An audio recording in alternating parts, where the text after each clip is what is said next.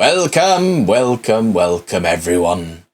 Back to Wrath and Glory. Simon, thank you for being the preordained recapper for today. So, away you go.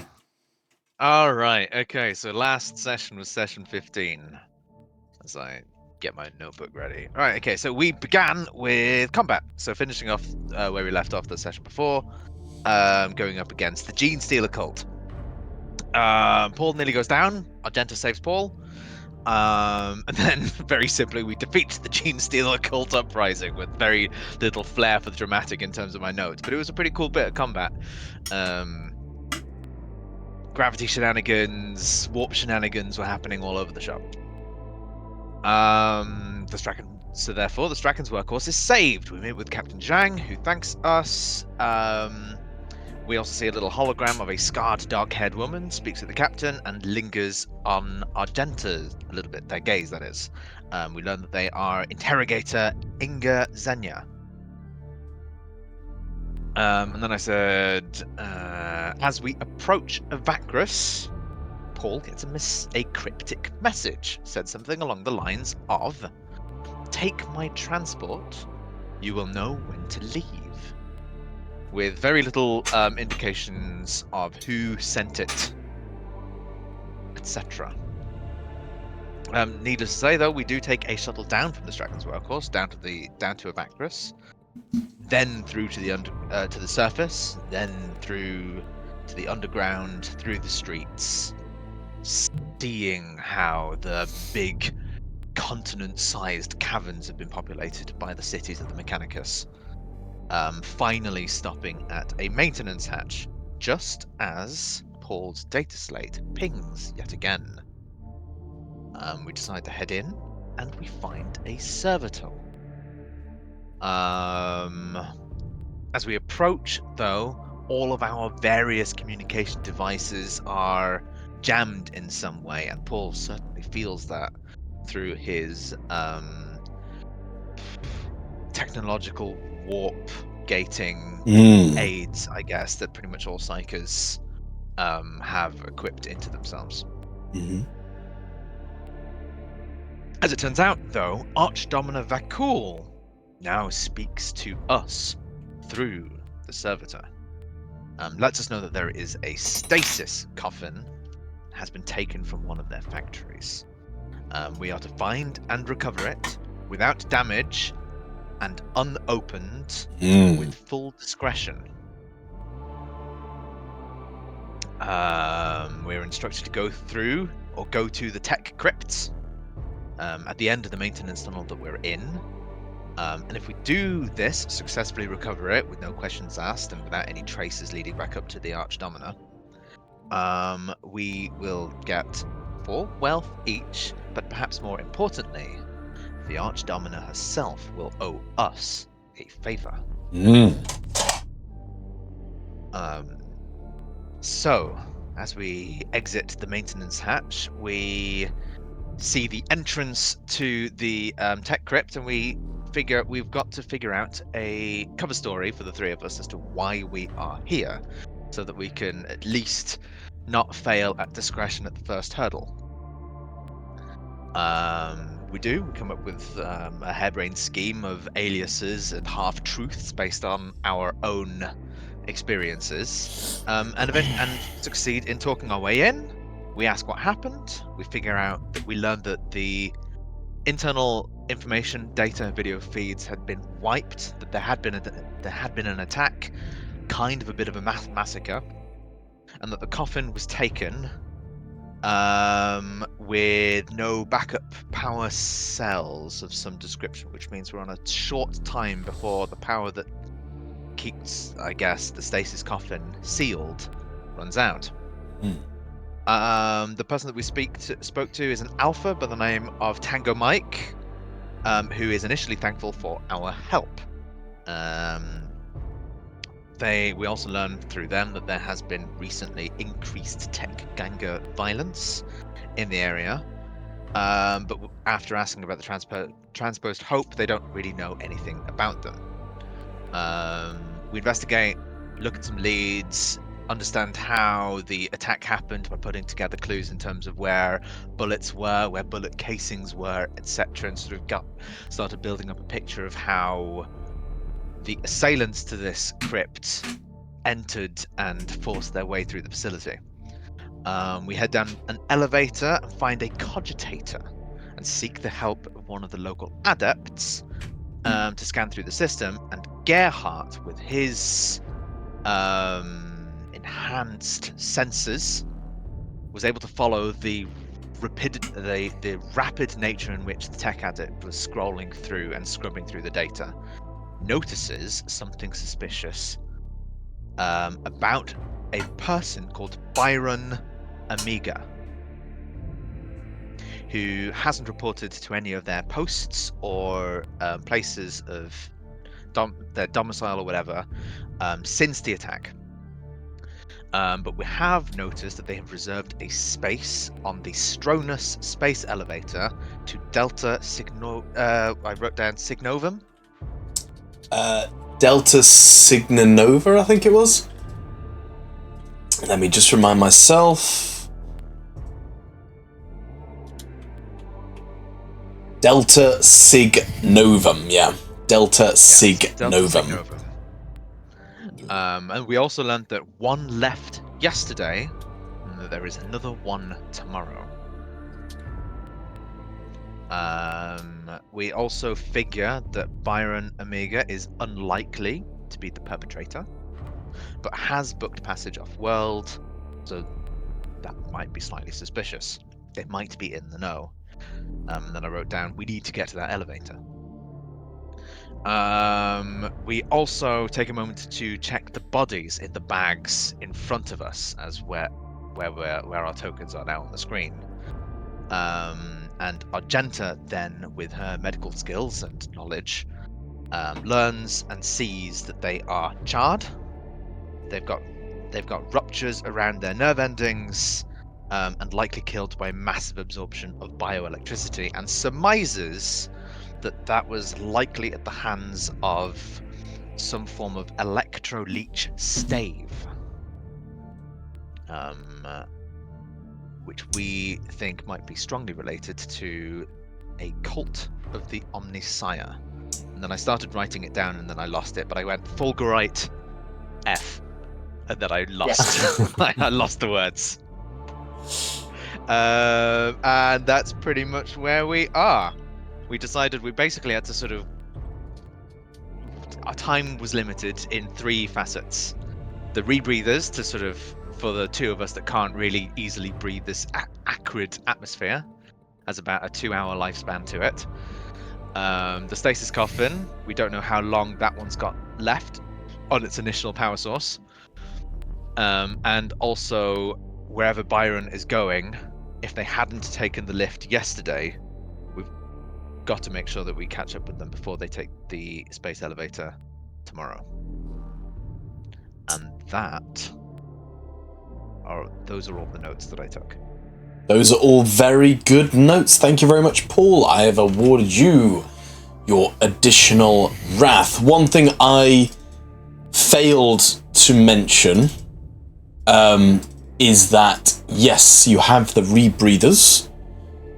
When you enter the tech crypt, it is not the sweltering hot atmosphere. It is outside. It is much more cooler, much more amiable conditions. But once you go back outside, that is when you are suffocated by the heat, the sweltering sulfur, and the rest. So inside most places, you'll be okay. Not all places, but most places. Cool. But the yeah, buildings have aircon, the outside does not. Pretty much.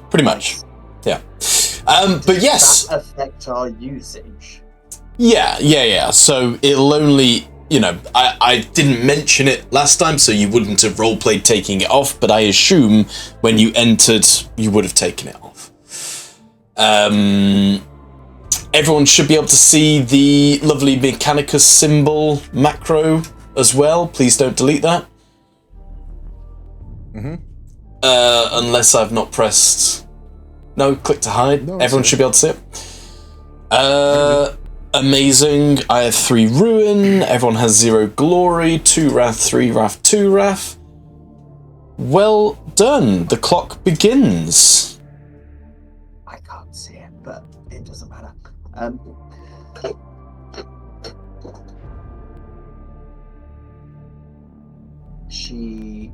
Argenta grabs Poul, grabs Lord Gerhard, pulls them in close and whispers, trying to not... I understand there's a guy who's there with us. It's worth us informing our benefactor here. She may be able to help us with the information that we have. She may know more. How would we get in contact with her? A cogitator of box speed of some variety? Do not know the frequency. And anything that we could go through a cogitator could be listened to. There's a reason why they sent their emissary and then it destroyed itself. Yes. And the messages Poul received were all encrypted beyond our recognition. I dare say we are on our own until we fulfill our mission. I'm sure we'll be in contact again. But until now, I believe we're radio silent.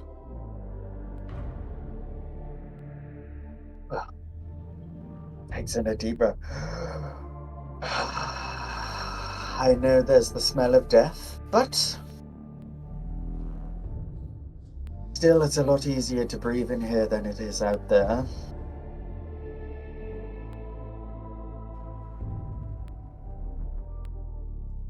Yeah. I'd prefer to limit the amount of time I spend outside.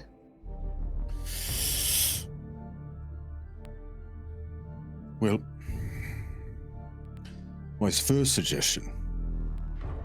We do have the lift, though that is tomorrow, 4 p.m., if I remember correctly. But my first gut pulls me in the way of if we can find those who work on tech.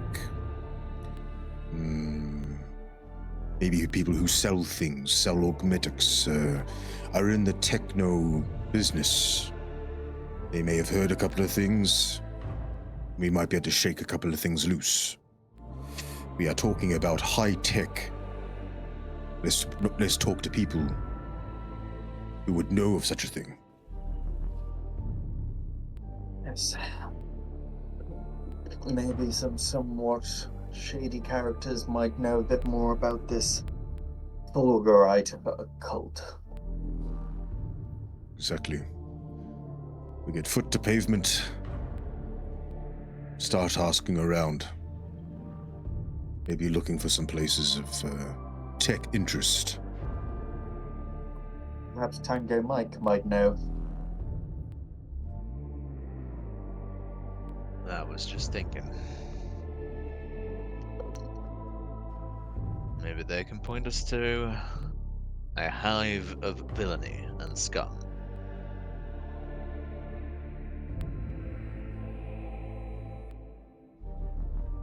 Not my usual haunts, but I'm sure you do find Poul.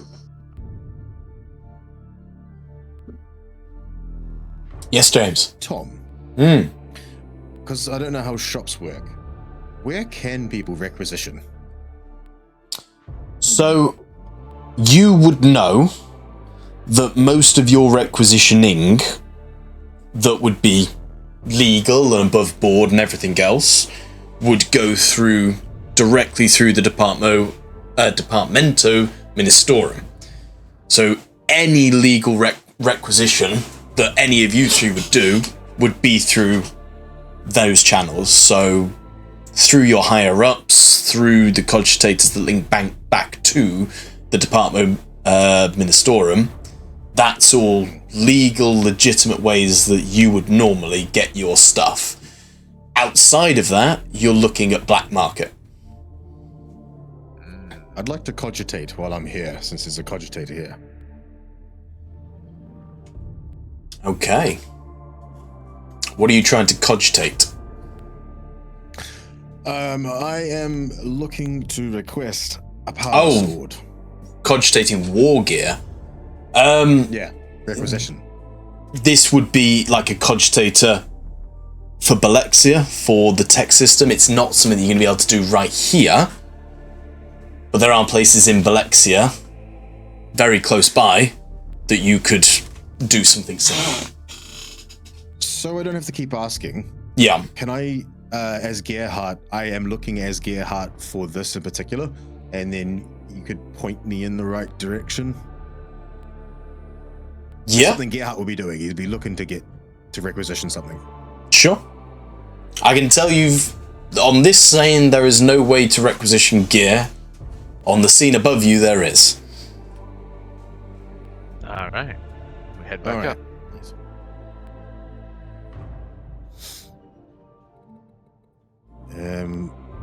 Mike isn't here, is he? He's on the top. Tango Mike is above you, yeah. TM.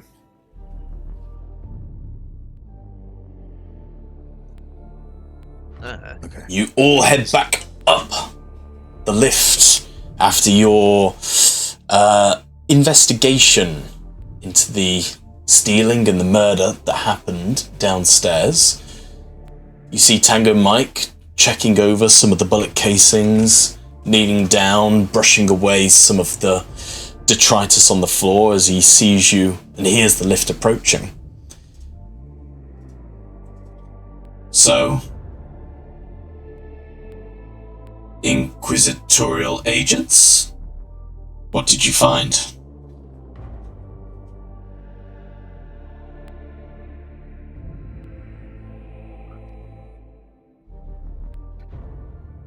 A lead or two.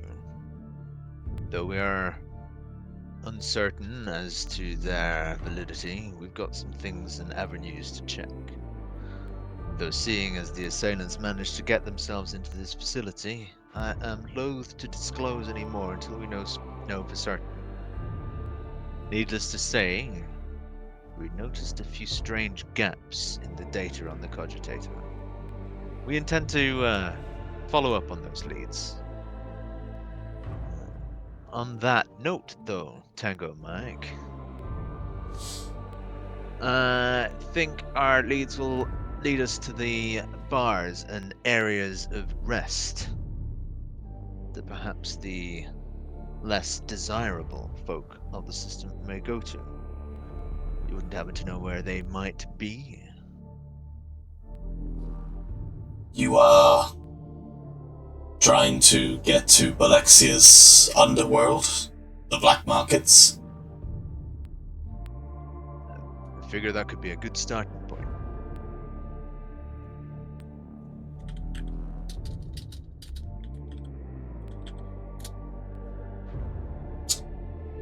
It is areas not known to me, but if it is for the investigation, I will say, be careful in the black markets. The tech gangers are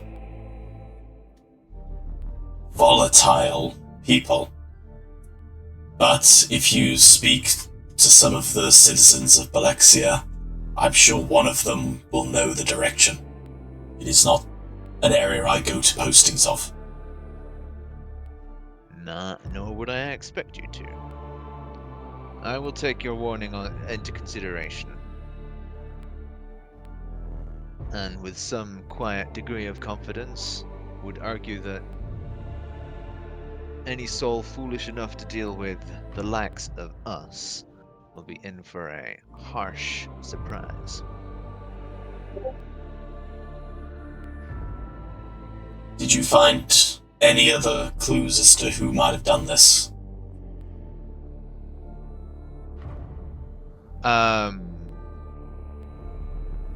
Paul may glance over to the other two, sort of just briefly, to sort of see how they are. Just effectively get a gauge or a vibe check on their body language to sort of determine whether or not he should sort of divulge a little bit more. However, subtly kind of goes,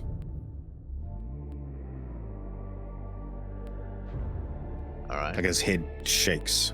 Yeah, very subtly, yeah. Argento just looks concerned at him, like a furrowed brow. So then Paul would say, like I said, not that I feel confident enough to disclose.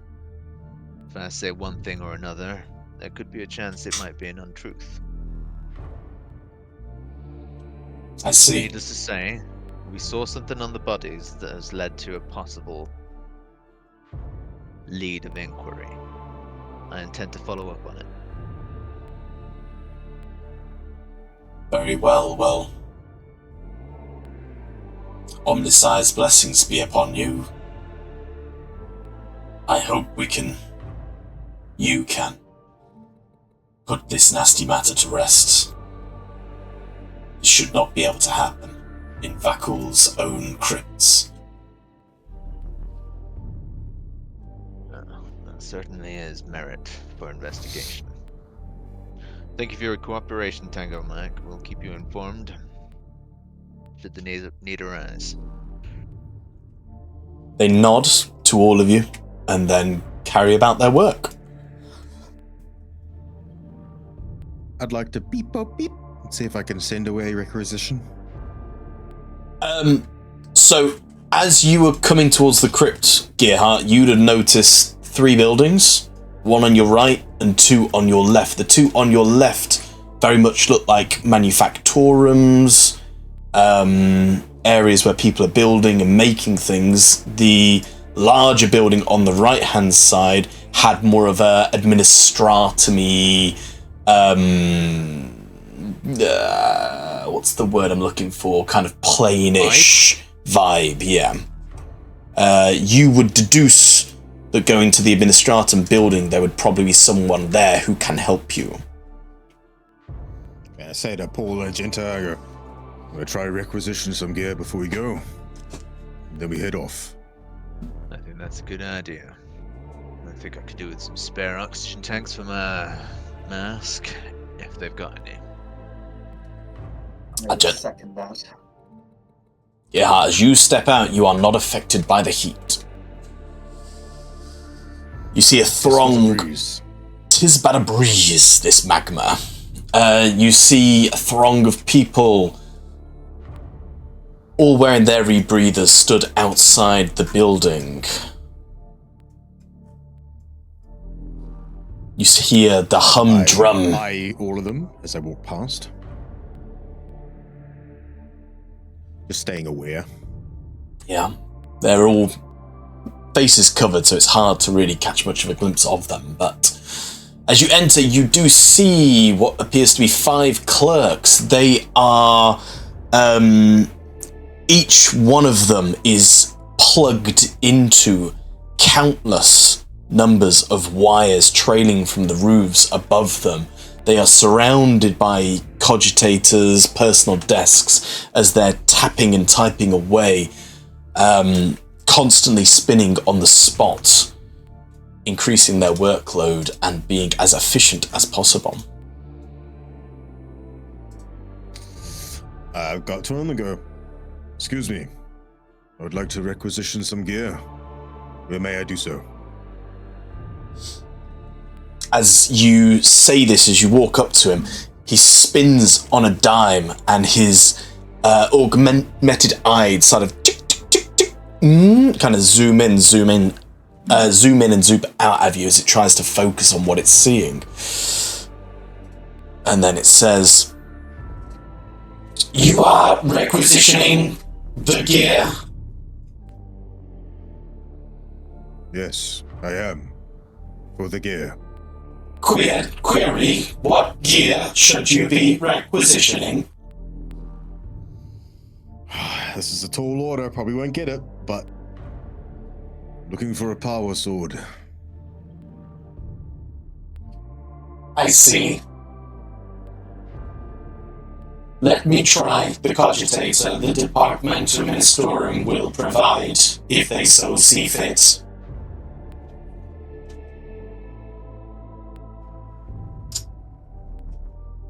I'll turn that off. If you get this will be wild. And I need a influence test. It is 6 plus rare, which is 2. Oh god! So it's a DN10 influence. Value 6. 2. Rare plus Rare's 2. Plus 2. It 8, is. isn't it? It is plus 10. Or 4?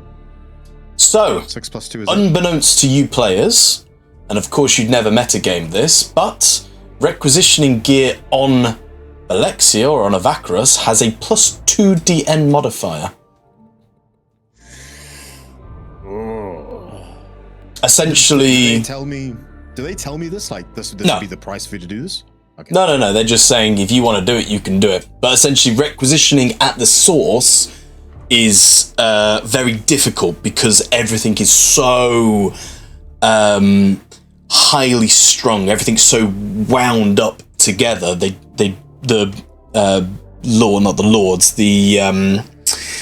Forge Masters won't release stuff unless it is essentially demanded by the patrons, people like Veronius Jackal and stuff like that. So they're much more stringent. Remember all when the- Tom all goes, the manufactured when you gear." Get to remember when he goes, when you get to Avacaris, you'll get plenty of gear. Yeah, I they said- make all the things. I didn't say you'll get plenty of gear. I said that's where they make all the gear. And again, Ooh. 2, 3, 4, 5, 6. Why Still am I possible. rolling Dice. Let's have a look. Gearheart should have. Oh, I meant to put DN 10, but I put dice 10. Oh.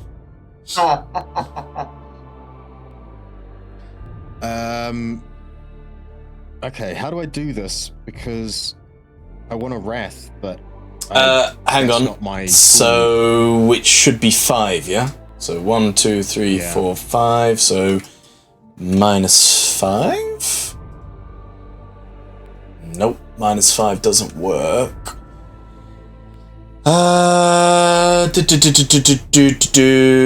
Right.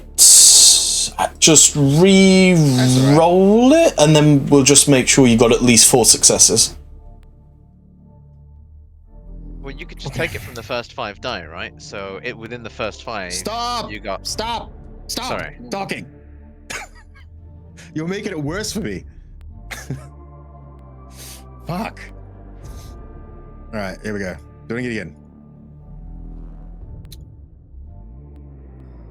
The N10.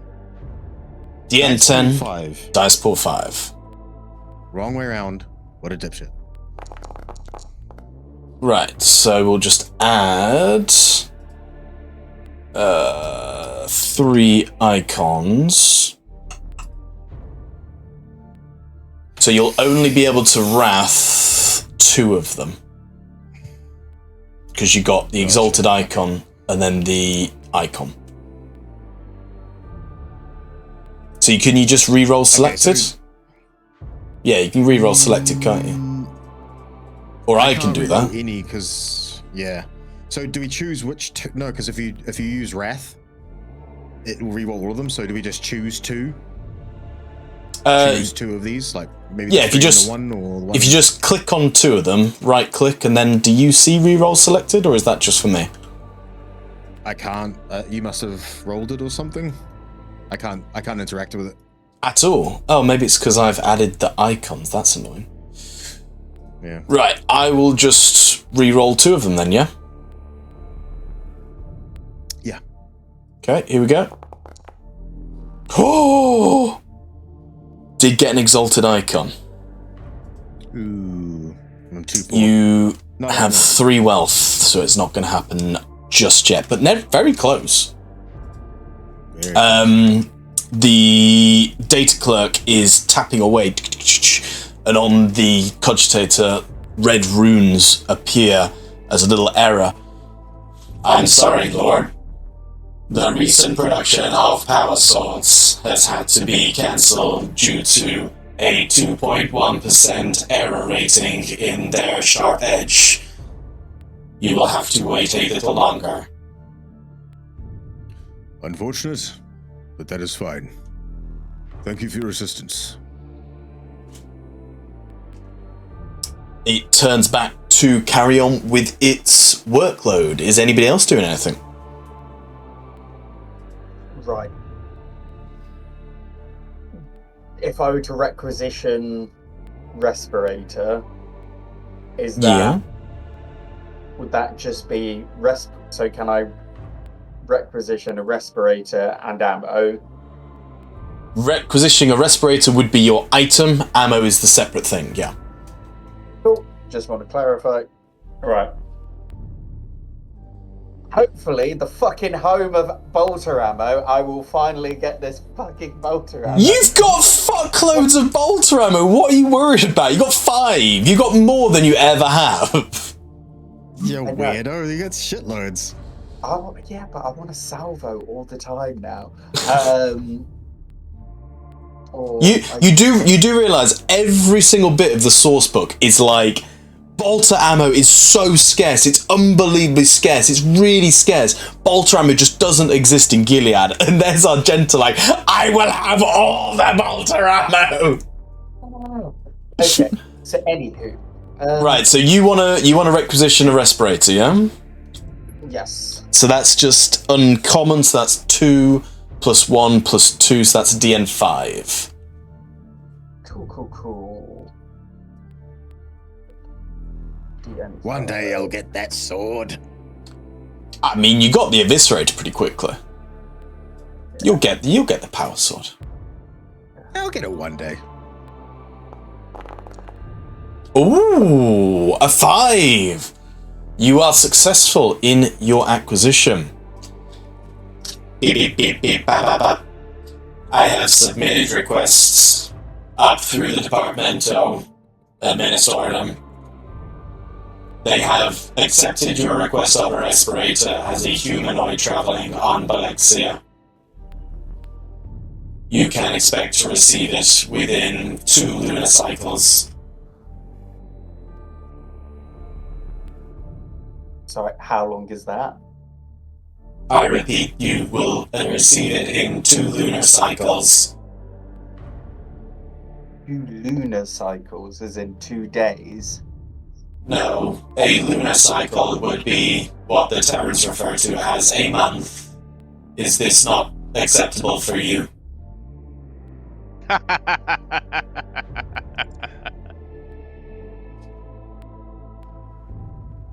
You have not responded, ergo you must be happy with this result. Proceed. No, do not proceed.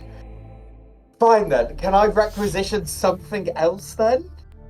You wish to have the respirator sooner? Yes.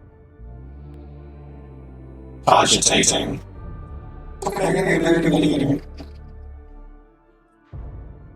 The manufactorum across the street produces respirators. Let me see if I can do something here. So Paul kind of butts in at this point and says, while you're at it, I am also interested in requisitioning some more respirators, or is at least some refill cans for man.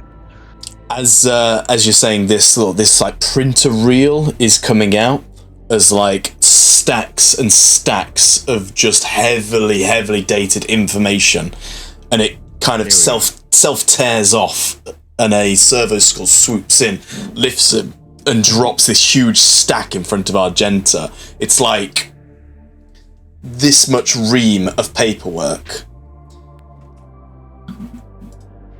It doesn't feel very efficient. If you proceed to take this to the manufactorum, they may provide you with the respirator sooner than 2 lunar cycles. Did you also wish to get a respirator? Then roll me a DN5. Oh god, that seems unlikely for Paul, but we can always try. Where is it? Gear. Influence 2. You've got more now, haven't you? I thought. No, I don't think so. I thought you had more than 2. Why does it say I've got a dice pool of 5? Oh, initial +4. No idea. Initiative. Fellowship 3. No, it should be 2. Just overwrite that with your 2, please. Yeah, I have done. Hey! But, alas, it was always going to be an impossible roll. You have anything you can sell? It appears. You have wealth? I've got some wealth. I mean, But I've you only know, got 2 wealth. your respirators have probably got like an hour and 45 minutes still on them, so you're not desperate. Yeah, but an hour and 45 in the space of the fact that we need to go to the elevator tomorrow. Mm. I could trade in a stick bomb, but that's only a value of 2, and they might not even take orc stuff. Just spend the wealth, you Jew. I've only got 2 wealth. I wouldn't get it. That's true, you wouldn't get it. Well, Spend the wealth and a bow? Do you have any ammo? I've got las pistol ammo. Perhaps if, say, you were all potentially going to some seedy black marketplace that maybe did other marketing, selling of things, they might also have items. Not that I would pigeonhole anybody into doing something, but just laying information out there. No, I'm going to hold on to the stuff that I have at the moment. I'll just accept the fact that it is not within... It is not what...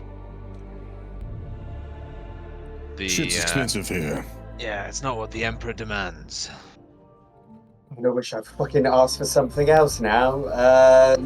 Fuck's sake. Okay. Alright, well, thank you for your time. And it just spins back around, returning. Hey! I would like to requisition some bolter ammo, God.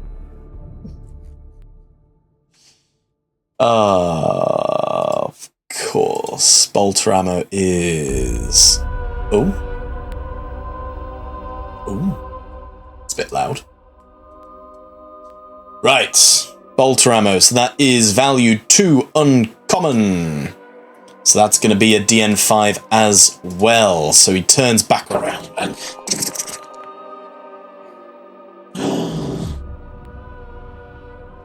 I have inputted your request for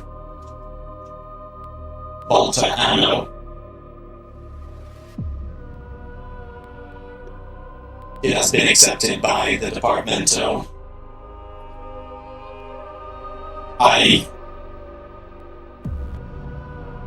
And he kind of cautiously looks at you and says, I believe you will want this sooner than 4 lunar cycles. Yes.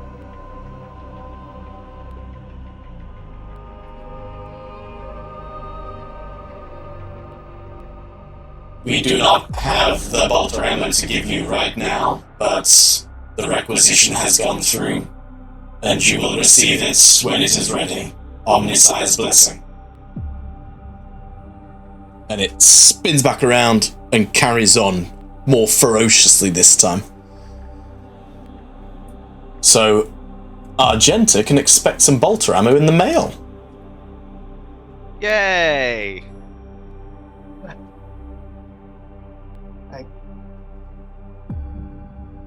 Well, my lord, requisitioning things here is... Things have their price here in Abacus, and they certainly take their time. Oh, you two? Can we just pop across the street? I have some paperwork I need to hand over, and then we can head over to this sordid factorum. How does that sound? Chin up. This does not change our mission or its parameters. It is only a speed bump in order we must hurdle. As she's holding this stack of huge paperwork. Yes. Her head just kind of peering over. Well, As you open the door out, all these civilians are just staring in amazement at this paperwork that's going past. Some of them doing symbols of the Emperor towards you. Never seeing such holy work. As you round the corner, you enter a manufactorum, or you come across a manufactorum. From the inside, you can hear the heavy thumping and pounding of the cog at work. Thank you. As you walk inside, you see lots of civilians hard at work, servo skulls swooping about, and you see 2 tech adepts, one over here and one closer to you over here. Paul, you can just in the corner of your eye see some respirators piling up in this corner here, just stacks and stacks of them. All right.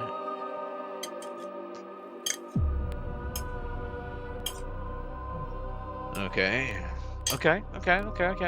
Well, who's the guy that leads this joint? Excuse me, tech adepts. I have some paperwork to requisition some respirators. The tech adept closest to you, he oh, excuse me. He turns around at the noise and looks at you with a bit of reverence in his eyes as he sees all this. And he approaches, bows lowly, and hands his arms out for the paperwork. Bomb.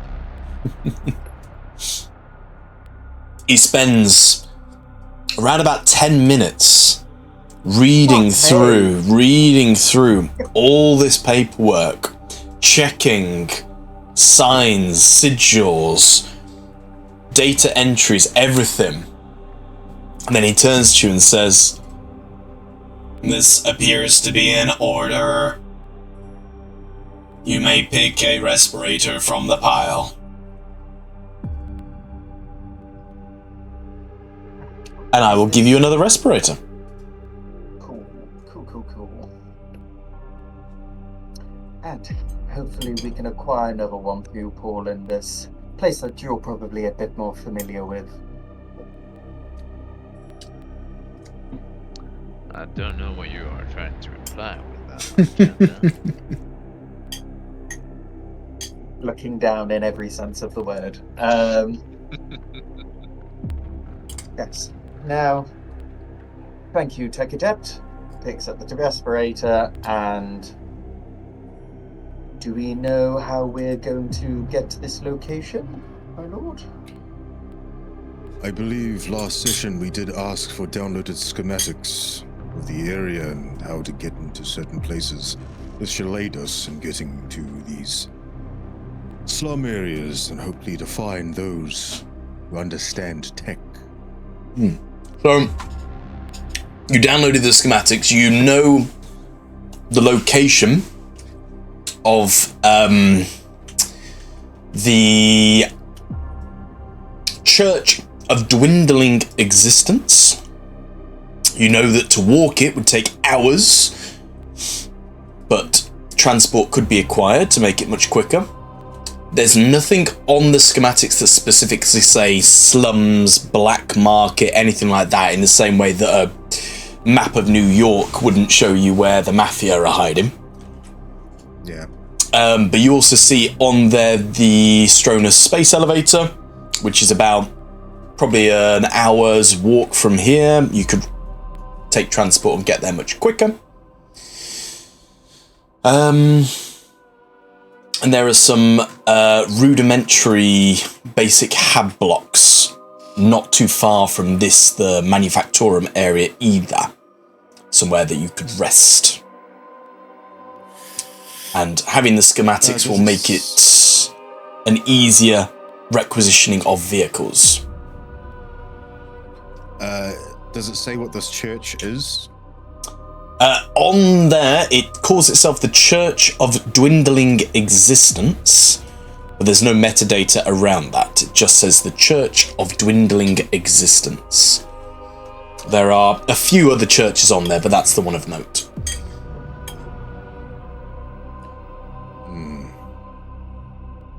Doesn't show any pubs or bars or any kind of local drinking holes in which we could talk with the people and hear rumors.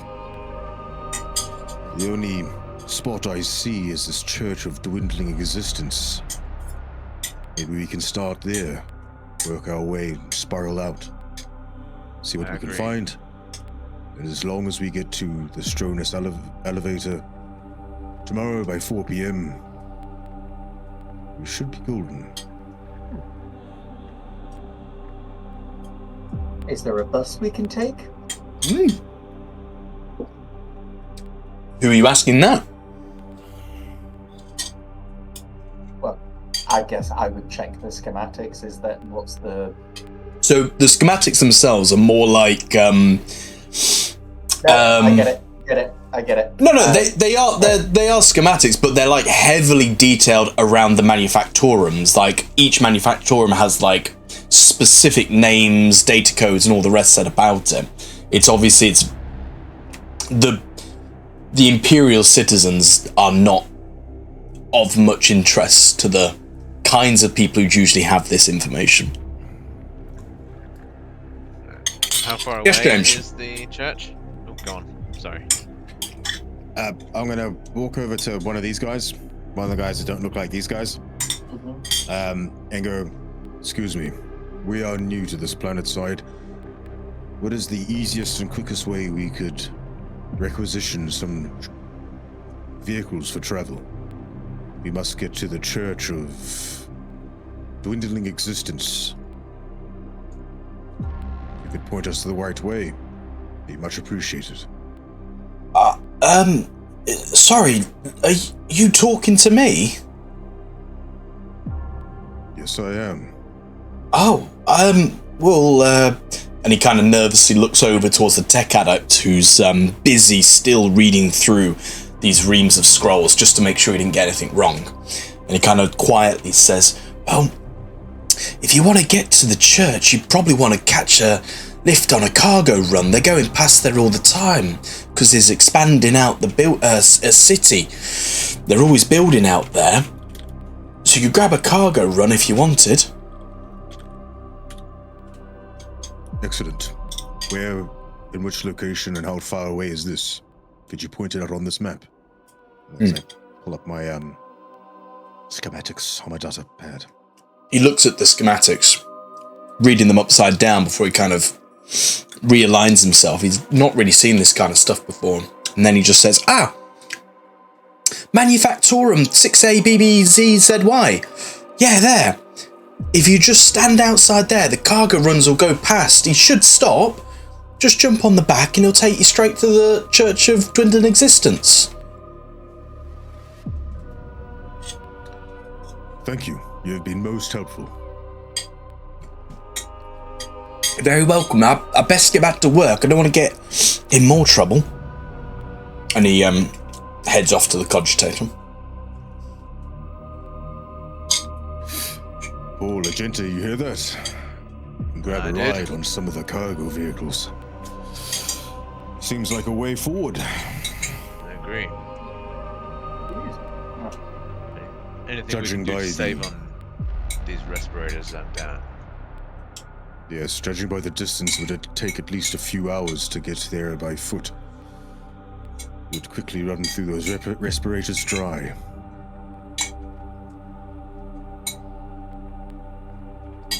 All right. Well, let's see how often they run. As Paul follows Gerhardt, as Gerhardt presumably follows the directions of the map. Yeah. So, holy shit! How did you get 6 ruin?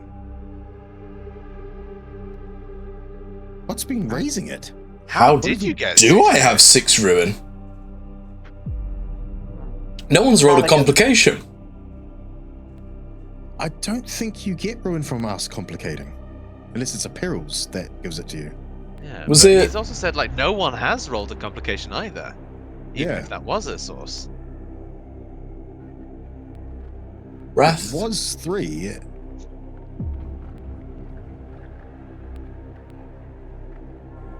That's weird.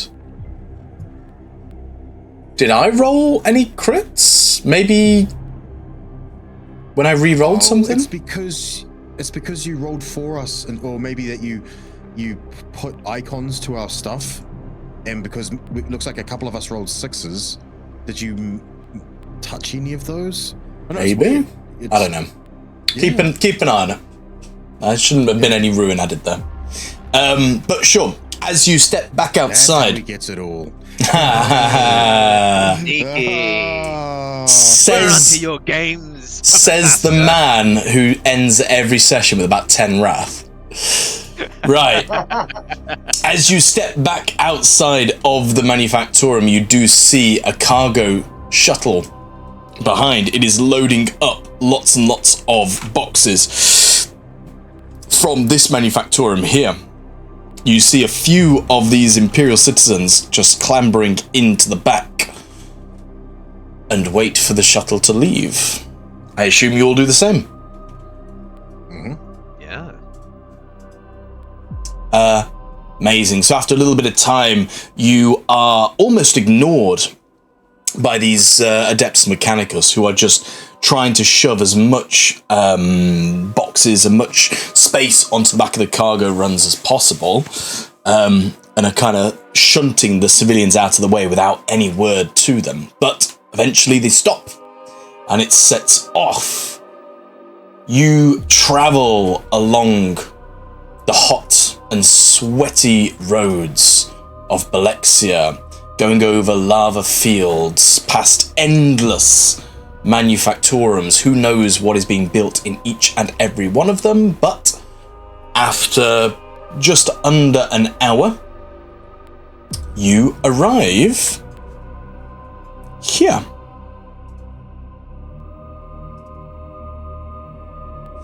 Outside the Church of Dwindling Existence. It looms like an iron monolith. Unlike the grand Gothic cathedrals of the Mistorum, this edifice is brutally functional, built from scavenged ferrocrete slabs and rusted adamantine. Its form is dictated by necessity rather than aesthetics. Its outer walls are embedded with inert power cells, batteries long drained of their sacred charge, standing as grim reminders of wasted potential. No lumen strips guide the faithful to its entrance, for the sect deems artificial lighting a profane indulgence. Before you is a door.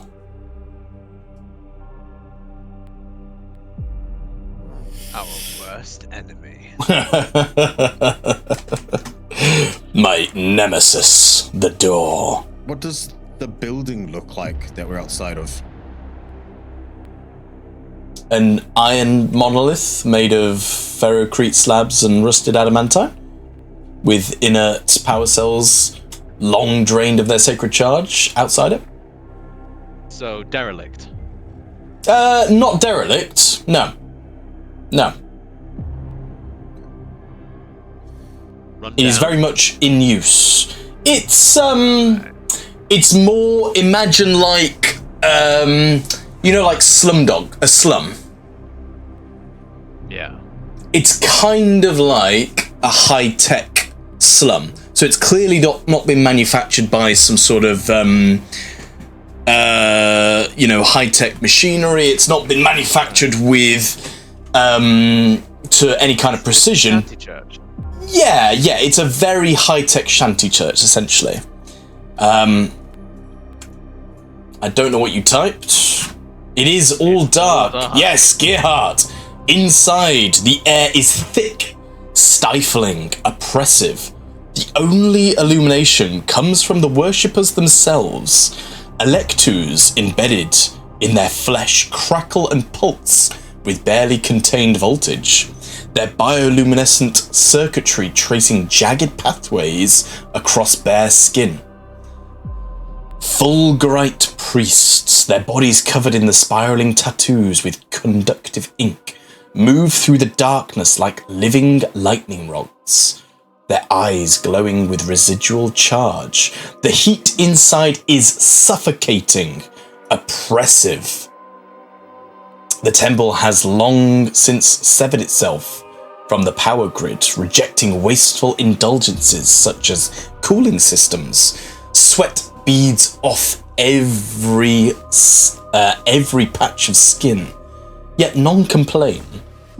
To suffer in the name of efficiency is to demonstrate devotion to the motive force, the third and most vital aspect of Omnissiah's Trinity.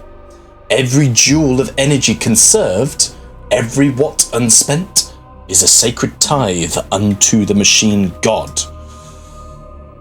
And Argenta, hang on. You, as you walk through, have the effect of hindered 2. Gerhardt, you walk through and get the effect of hindered 1. Because Space Marine's gonna Space Marine. Paul, you're still kind of okay. I'm tell still what's hindering me? outside. What's hindering you? Yeah, can I tell? Like, It is very much... Gerhardt? You know that it is just the oppressiveness of this room. It is just... It's actually hotter inside here than it is outside. It's... the darkness, it's not an inviting place for any human whatsoever. But with you being a Space Marine, you're hindered 1, not 2. It's basically like going through a massive sauna in full armor. Massive sauna in pitch black with the heat ever going up, up, up. Paul, do you still have that handy light trick? Cannot see a thing. I do. One moment.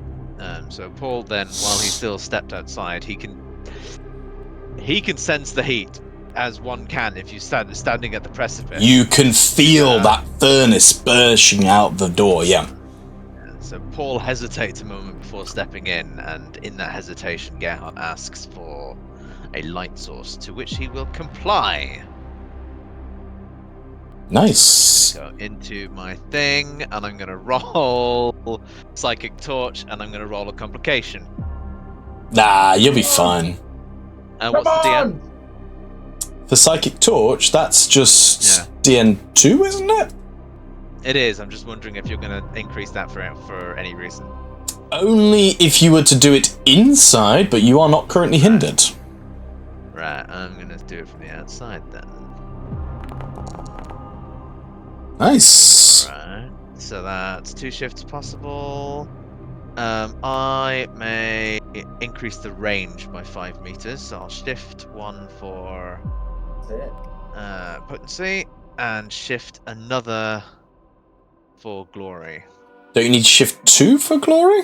For glory, yeah, not for additional. Yeah. Cool, so you... I can move this 10 meters now if I need to.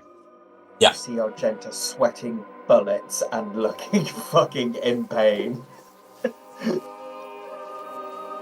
Nice. So, if you don't mind, I'm gonna hang out here. Nods. As the light illuminates the room, you see these Fulgurite Priests. They're kneeling down in prayer, and they kind of turn around and look at the light source. They go, "Don't waste the electricity! Turn off the sacred powers!" This is not electricity generated by your means. Nothing is wasted in what is going on. Paul sort of shouts in from the outside. You're doing well! Yeah, 7 meters away. Yeah. Don't worry, it's not using any of your power. Yeah, there you go. You can see By the gods, it is hot in here. My lord, It's even hotter. It's hotter in here than it is outside.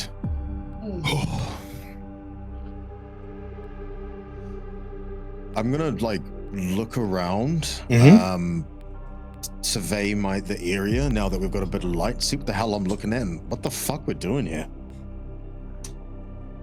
Sure. I mean, you see what you see. It is quite sparse. There are bits of old technology to your left and your right. They're giving off a very faint light source. You see an individual energy source at the far end that's giving off an ever so faintly yellow glow. And you see lots of priests who are all in prayer, praising the Omnisire. I'm not gonna lie, I have absolutely no idea what to do here. I don't even know why we're here.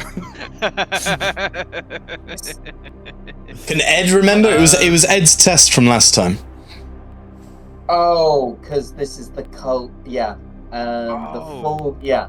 Is this where the Fulgurite cult is? Yes. This is the.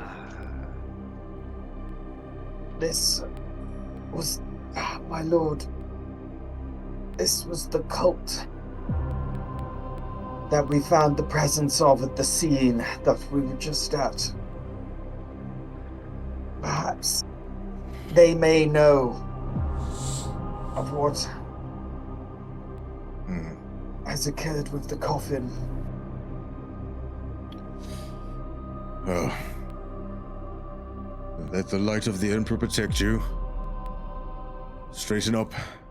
Suck it in deep. We'll be out of here soon. Just tries to straighten her back. Her armor feels really heavy. Nice. Gerhardt, you move through. You are just seeing the Fulgurite priests trying to be in prayer, although you are distracting them with the light source. Greetings. I would speak with you. Yes, what is it?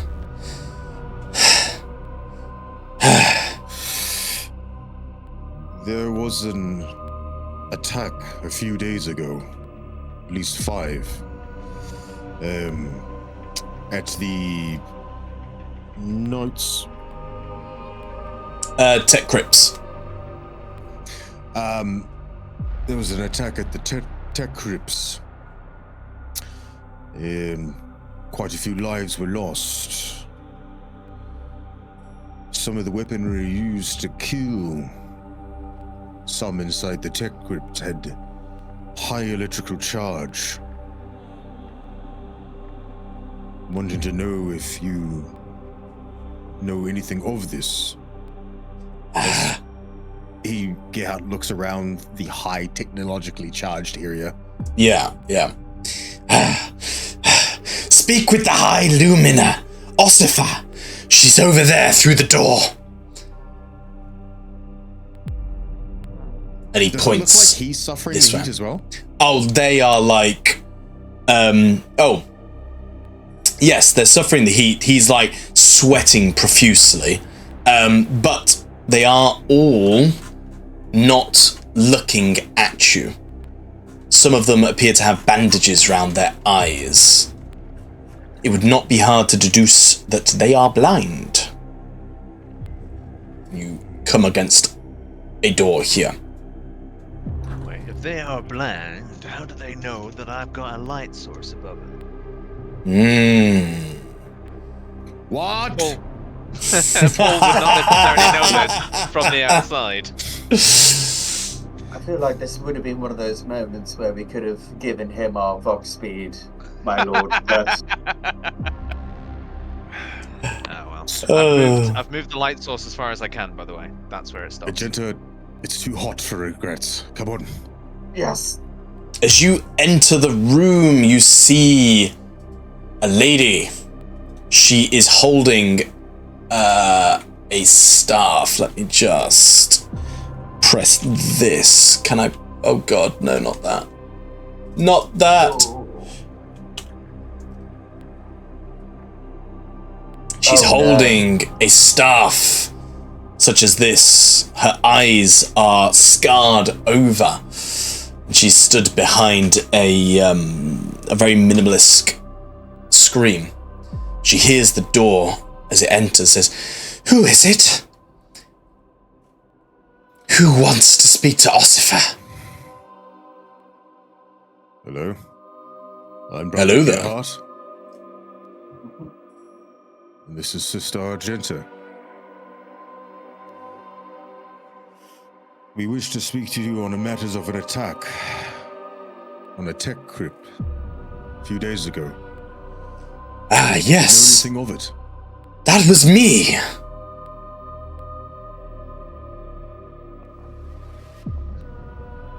It was you? Yes. Me and some of the faithful. We banded together with some tech gangers and took that abomination away from the tech crypts. Interesting. Why do you call it an abomination? What? Do you take issue with that? It is an abomination. Good question. That thing. Why is it an abomination? That thing was taking enough power every day that would power the forges of 10 cities. It was a waste, an abomination, a cancer on the Omnisire. It needed cutting out. It could not last. So we removed it, so it would not draw the sacred fluids, the energies that flow through our conduits. Did you know what was inside it? No, I did not need to know what it housed. I just needed it turning off in the Omnisire's name. And if Vakul has a problem with that, she can bloody well come and find me. Where is this crypt, Luminaire?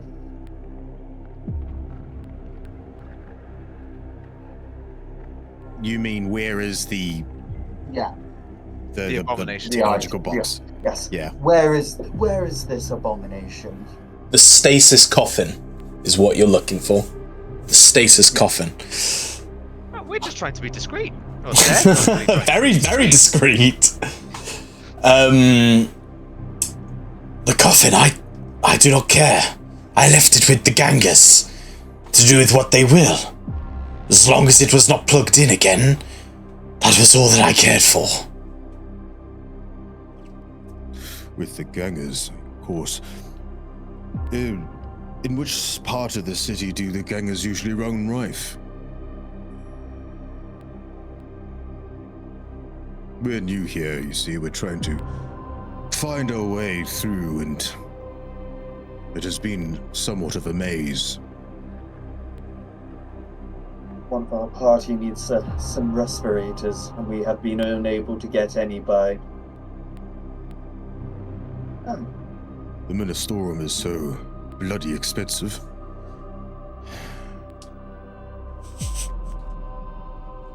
The tech gangers, they called themselves the Hardwares. You can always tell them they have a stupid red arm each. Blood red, cybernetic thing. Distinguishes them from the others. They think they are safe from this. But I have no way to contact them. Safe from the idiosyncrasies of Avacris, of Belexia, the higher-ups. But they were not hired by me. I was told they were going to be our support. It was the Secutorii who hired them. And if you'll remember from the original conversation, the Secturii were a rival forge.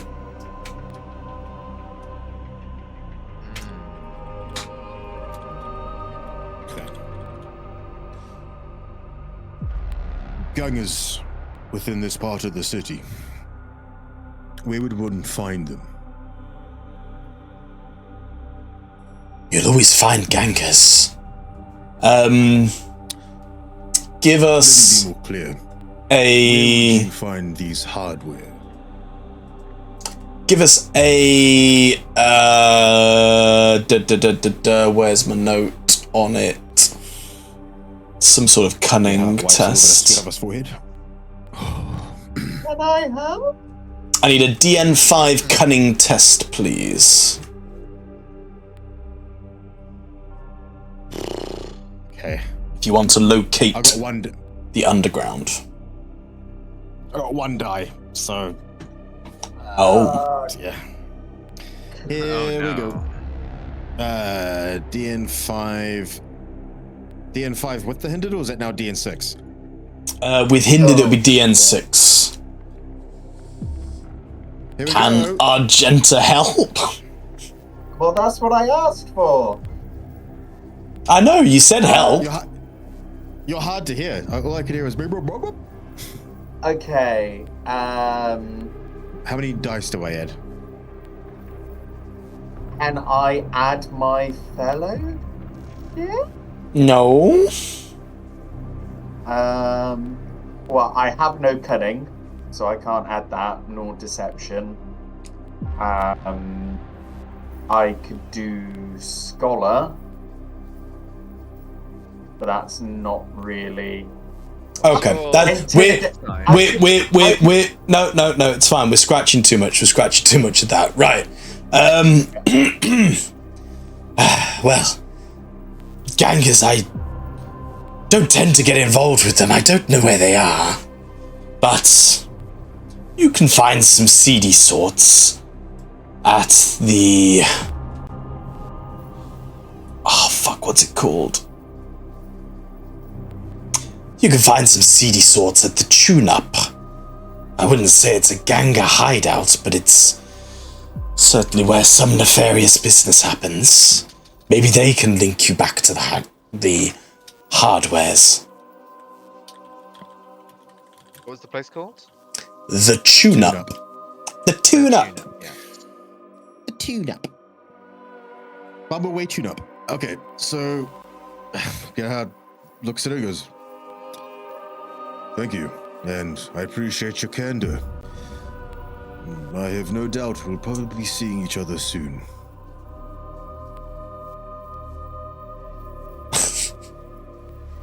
Are you mocking me? She says with scarred eyes. Figuratively speaking. Good day. I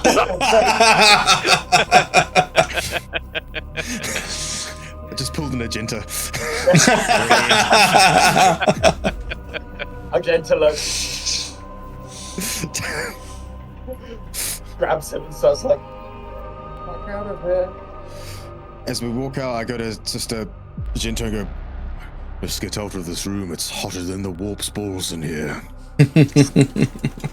I feel like I've just consumed about half an hour's worth of my respirator just being in here. Nice. You all lose the effect of hindered. It actually feels cold out here, and the air's surprisingly fresh. It's still hot, my lord. As soon as they step out, I get rid of the ball of floating light. Sure. I'm going to fill Poul in on all of that. Obviously, Simon heard that. So, but Yeah. is telling Poul all about that shit. She just admitted to it and everything. But we have a lead. I was not expecting it to be that easy. Well, maybe not so easy. It seems like what they did wasn't anything nefarious from what their point of view, I suppose, their skewed point of view. They only wanted to unplug it because of the ungodly amount of energy it draws. I don't believe they have any ill will towards the Imperium, though I could be wrong. However, after it was unplugged, it was taken, or at least might have been taken up by these tech gangers, the hardwares. I see no reason to elevate the situation. Unneeded bloodshed. So, we've got a lead. We can go to the tune-up. Ask around, see what we can find, see what we can turn up about these hardwares, and carry on. Right, you said they've got blood red cybernetic arms. That should at least make them easy to spot if we find some people. Right. Apparently it's their identifier. It makes them feel protected from everything and everyone. Or something like that. Well, at least we've got confirmation about the Secutor, eh? Yes. And we've gotten one step closer to solving this mystery. And look at us, my lord. We managed to go into an area, find a solution without shooting everybody. I feel like we've progressed ourselves. Praise be to the Emperor. Always an opportunity to grow, Sister Argenta. We must take it and clutch it. And run with it as far as we can. This is the Astartes way. Ever learning, ever progressing. I will give you a point of wrath for your objective. Ah, shit. Gerhardt. Roll my objective. No, I've rolled them for you. Oh, you have. Okay. Yeah. Good thing you told me because I was literally. I didn't even see that either. Oh, amazing. It's It just worked out that way. Nice. pure role-playing Gerhardt. Let's fucking go. Nice. As you're talking, you're seeing lots of vehicles moving left and right, going to various construction sites. One of them is trundling along ever so slowly as a man is leaning out the window, eyeing you up. Yes, James? Ahoy there. I'm waving at him. He pulls over, doesn't get out of the vehicle, says, "You don't look like you're from around here. What are you doing at the Church of Dwindling Existence?" Good sir, you are quite astute. No, we are not from around here. We are traveling through the city at the moment. And, well, this is one of the destinations we come across. Though we are a bit lost and don't know the city very well. Our next destination is a place called the Tune-Up. Oh! How we could get there. Yeah, I know the Tune-Up. Yeah, it's, well, nice enough place. It's along the way. Jump in. I can take you there. It's where they sorted me out with this eye and this leg. A lot cheaper than going through the bloody Departno Minitorum as well. Ah, you don't Fine say. craftsmanship. As it sparks. Couldn't even tell you've had it done. Oh, you flattery, you. Flattery will get you everywhere, sir. So he trundles along. Whatever he's using. Yeah, it's essentially like a futuristic semi-truck. And he's set off and it says, yeah, that's Screener's place. Screener, yeah, he's a bit mad, but he's very good under the knife. You don't seem the type to be getting dodgy augmetics, though. Surely you can get the proper stuff done. What did you say this man's name was? Screener? Screener. Screener. Screener. Oh, I completely spelled that wrong. I spelled wiener. Wiener. Screener. Wiener. Okay. Well, you never know when you're in the market for some upgrades. Isn't that right, Sister Argenta? Maybe a new lung for this atmosphere. I would never want to, not... I'm sorry, my lord, but we and the sisters, we believe that we're made as humans, and I'm not saying that you're not made in the Emperor's image, but the human body is not one to be taken apart, for its beauty is in the Emperor's beauty. Yeah. Yes, you're right. We're not the kind of people to be getting old medics. Oh, As it I'm, were. I'm sure Paul would, though. Definitely not picking up what Gerhardt's putting down. No, absolutely not. I can't. I don't know about you, Argena, but some of my augmetics have gone a little bit fritzy in this heat. I can barely breathe. Perhaps you could get yourself some new lungs, or maybe some eyes, arms. Oh, yes. There's quite a bit of you could replace. Screener put my lungs in too, and he kind of bangs his chest. That's why I don't need my rebreather. As he coughs violently. Yeah. Blood splats out, yeah. Oil just goes everywhere.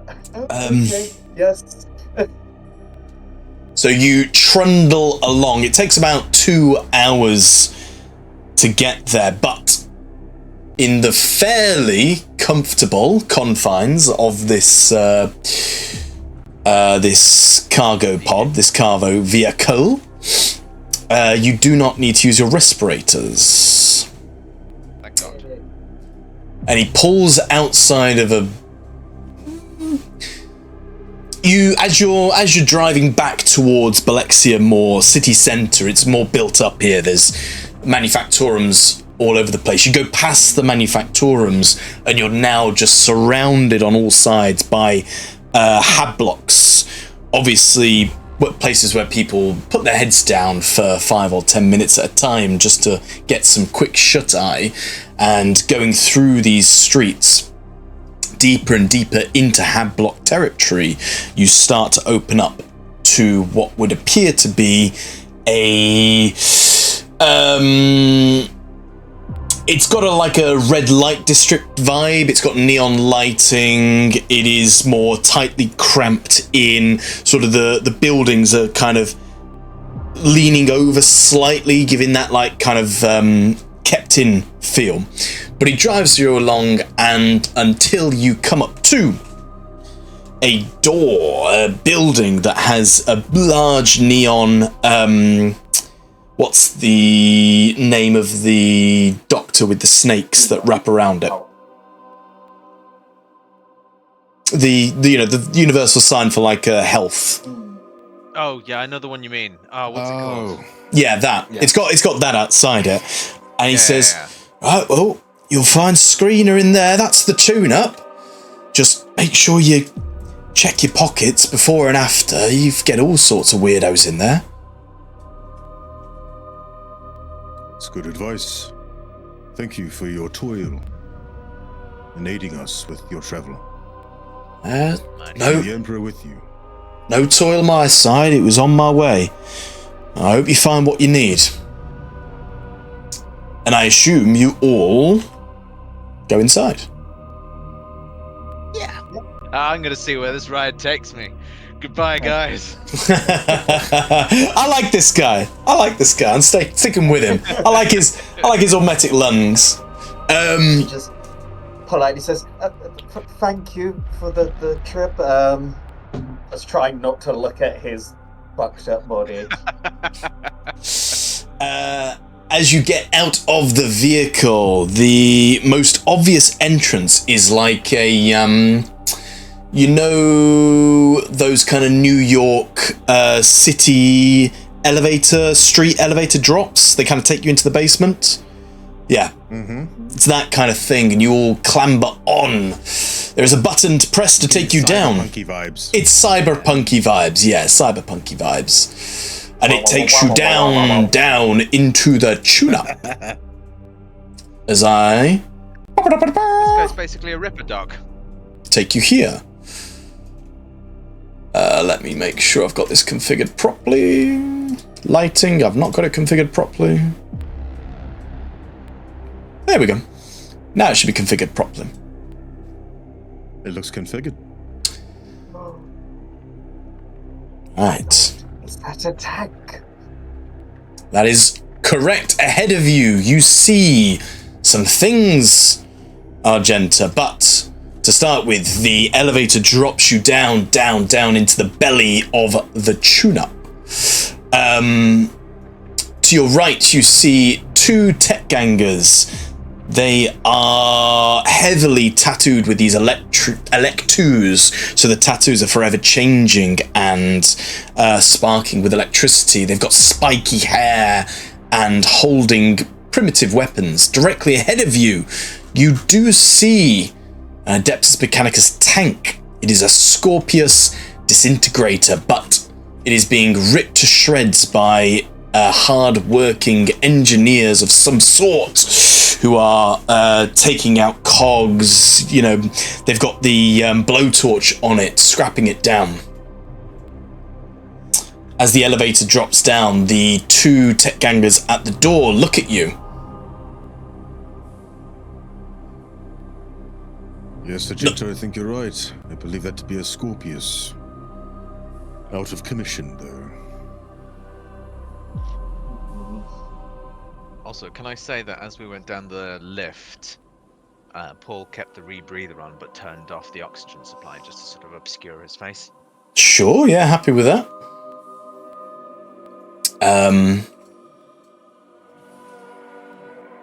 Yeah. Just so that they hopefully can't identify him later. Yeah, that's fine. You head down. I haven't seen your sort around here before. Who are you? You're a big guy. Likewise, I have not seen your sort around here either.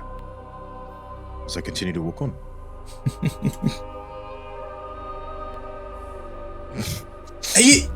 Is he part of the engineering crew? Where are you going? Oh, I'm looking for somebody. Right? While You proceed on. I'm keeping it. Yeah, I'm scanning through and trying to see if I can see anyone with a blood red arm. You can do that. I would like to do that as well. You walk through, you see a man stood at the cogitator. He's working it diligently as large servo arms are taking the top off of various machinery. Lots of engineers surrounding, doing hard work. You are at a dead end. Looking around the room, I'm looking for anyone that looks different to the rest of the plebs around here, you know, like someone who sticks out as a screener. You don't see a screener here. The only person you see who has some sort of authority is the guy at the cogitator, but he's just in plain overalls. Seems to be like the foreman, if you were. There are the tech gangers back towards the entrance as well. I go to Poul and Agito. I saw a doorway back there with those two. I've got a feeling our screener is not in this area. Paul nods over in the far. Paul nods in this direction and says, "There's another door over there behind that tank." As far as I can see. Perhaps you could inquire about that spare respirator around here, and perhaps use that as an opportunity to find out where these illicit types may be. Because I assume if somebody's going to be selling illegal goods. They would probably be the same kind of illicit nature like these Red Arm folk. Alright. Okay. So Did you find who you were looking for? It didn't seem to, no. I'm looking for a screener. Ah, yeah, Dr. Screener, he's in here. You getting some augmenteds done with him? Apparently he's the man to come to, yes. Alright, well. Over here. And they my Vox speed. open the door for you and kind of eye you up as you walk through. As I walk past, I'm going to look at what they're wearing, what weapons they have on them. I'm scanning, surveying, applying the codex to the T, surveying my surroundings and all potential threats that would be in the area. Sure, yeah, they just they look like humans. They're augmented. One has an augmented leg. One of them has an augmented eye. They are carrying... What weapon are they carrying? They aren't, like, holding their weapon. They're not, like, ready to attack. It's more strapped against their back. One of them has a radium pistol on their hip. And the other one has an arc rifle across their back. So they're armed, but... They're armed, but they're not wielding them. As you walk in, Geha, you are met with scenes of a dank and dirty den of filth and debauchery. There are people playing games in the back, what looks to be some sort of tarot card game happening at other tables. You see some people observing cogitators' screens. Others are stood up at the top observing a map of the local area. As you come in, the ones looking at the map sort of try and move around the map to block your vision of it. But other than that, they don't do anything else.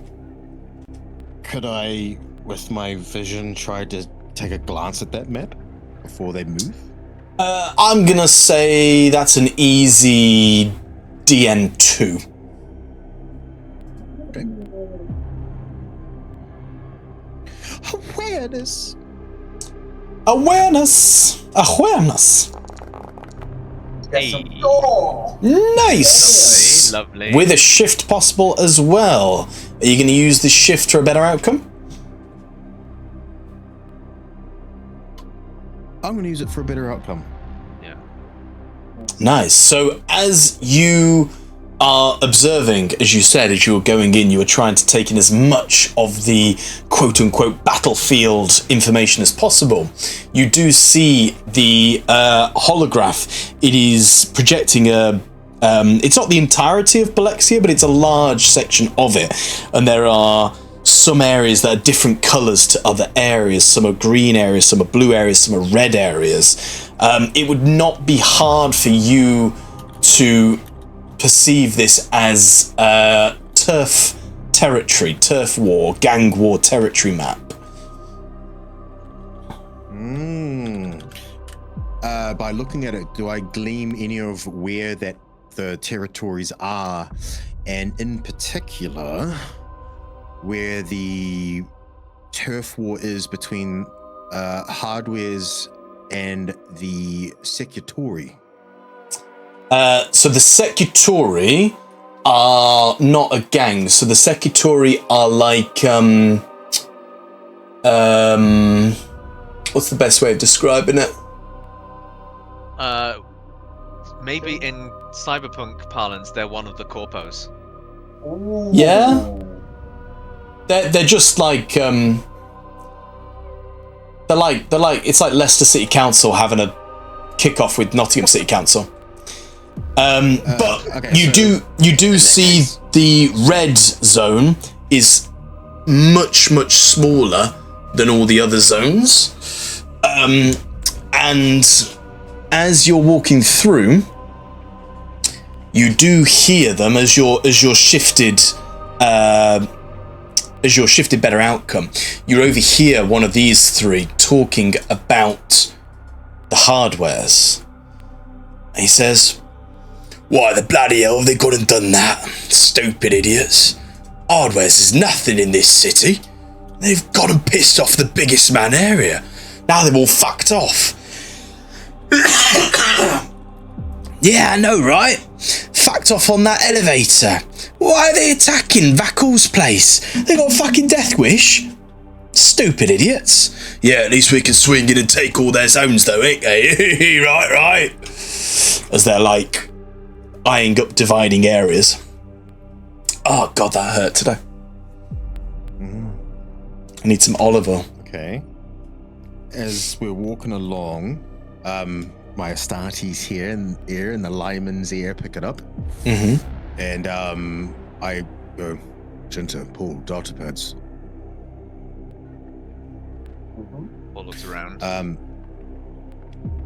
I'm guessing they're editable, so I can like draw stuff around them. So editable, edit. So I can like edit and fuck with the map. Oh, your data slate. Yeah, on now maps. Sure, why not?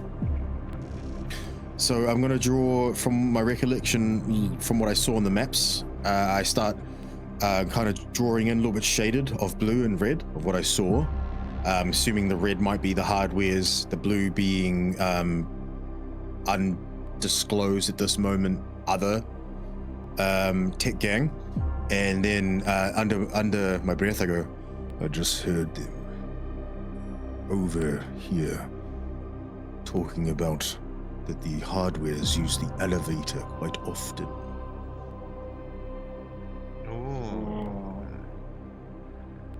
Maybe it's the way they get stolen goods out of the city and off planet. Yet another piece of the puzzle leads us to that Stronus elevator. What if he's already off planet? Then we go off planet. How do we secure our own passage on that elevator? If we need to. Well, this screener might have an idea.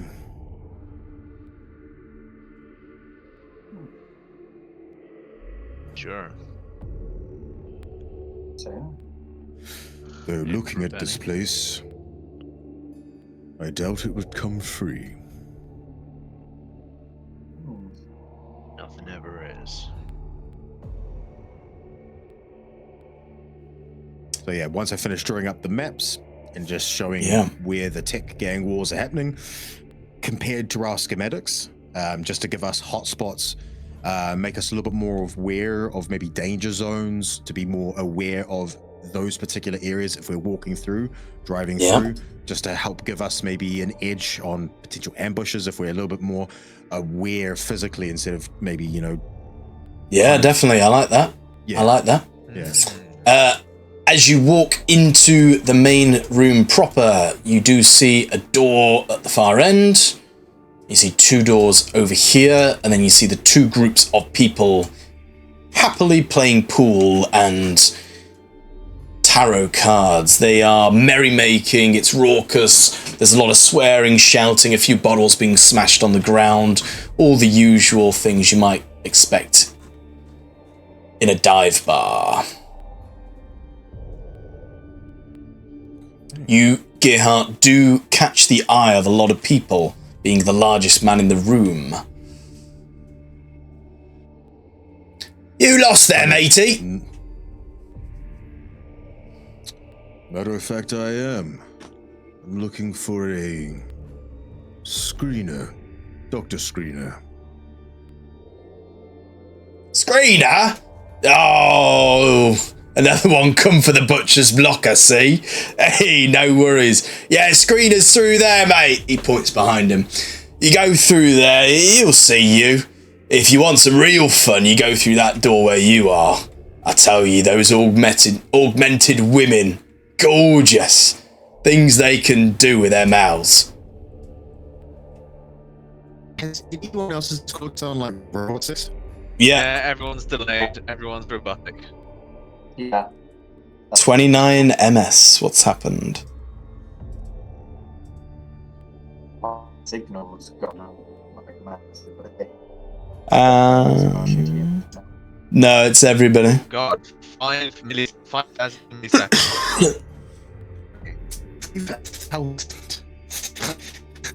5 whole seconds. 5 whole seconds of delay. Oh. That's fucking light from Planet Network. Is it bad now? Should we leave and come back? Would that help? That's one thing we can do.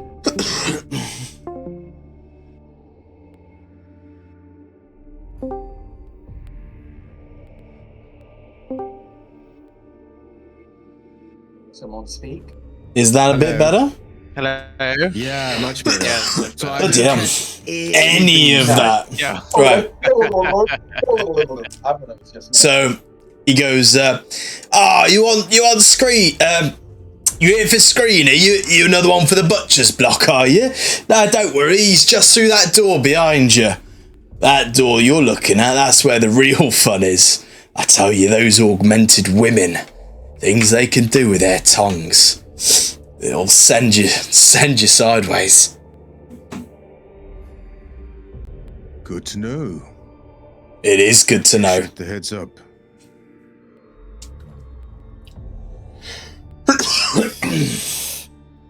So sorry, which way are you pointing? This way, behind him, yeah, this way. Alright, so we make our way round to the other door. Again, scanning the room for anyone with red arms.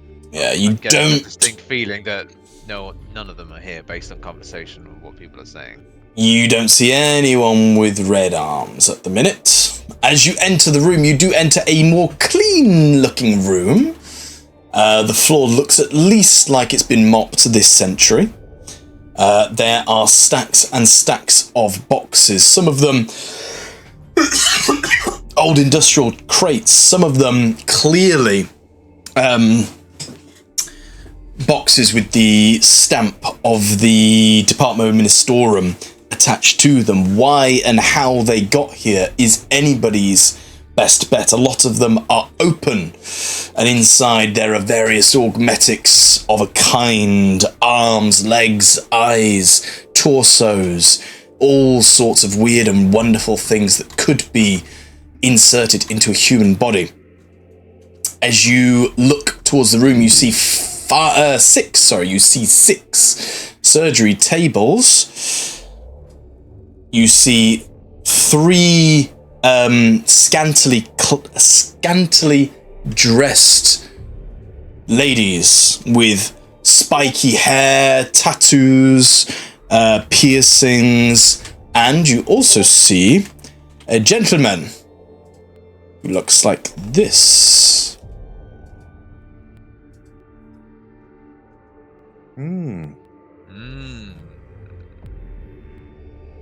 Well, he looks like a kindly fellow. Welcome. Do please come in.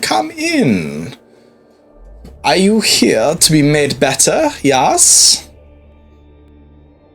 Want to be big and strong like this man here? Yes? No? Maybe you want to see into the future. Or maybe infrared? Perhaps you want to hear like a bat. Please, come. Let Screener help you. What can I do for you? It is not often we get representatives of such ignominious factions. And Astartes in my surgery. What an honor. And a sister of battle. You are not known for your augmetics. But there's always a first, and blood is blood, and gore is gore. It will all fuse together under my knife.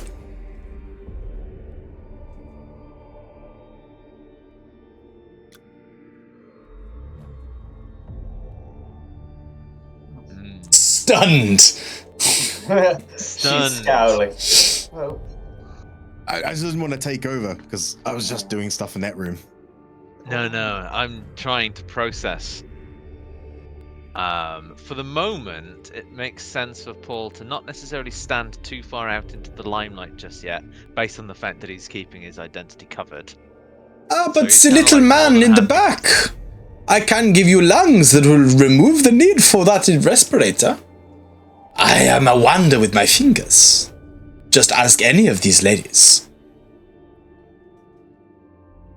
We have heard quite a lot about you, and I'm glad I could meet your acquaintance. We have come here for a purpose. The sister here, myself. And we weren't quite looking for augmetic reconstruction or enhancements, but hopefully we could pick that mind of yours. Ask a couple of questions, if you wouldn't mind. As you say this, his face, it almost looks like it melts. The skin melts and then reforms into something a lot less warming and welcoming and a lot harder and stern-faced. He says, you're not here for augmetics, then what are you doing here? I am a surgeon. I perform under the surgeon's knife. Well, no doubt you probably heard a couple of things. You get quite a few people in this establishment, as I had just noticed as we walked in. We are here inquiring on an attack at a crypt. And a certain tech was stolen. A coffer, or what's the word for it? A crypt. No, it's not a crypt. No, I have it written down. What was it? Stasis coffin. Stasis coffin. A certain stasis coffin was taken. We've gleaned a bit of information on who may have taken it. And we have been given a name. The Hardwares. Somewhat seem to have a penchant for augmetic enhancements. Wondering if they came through. And if you'd have heard anything in passing. My idle chatter is not for not paying customers. If you're not here to buy, then just leave. As he returns to his desk.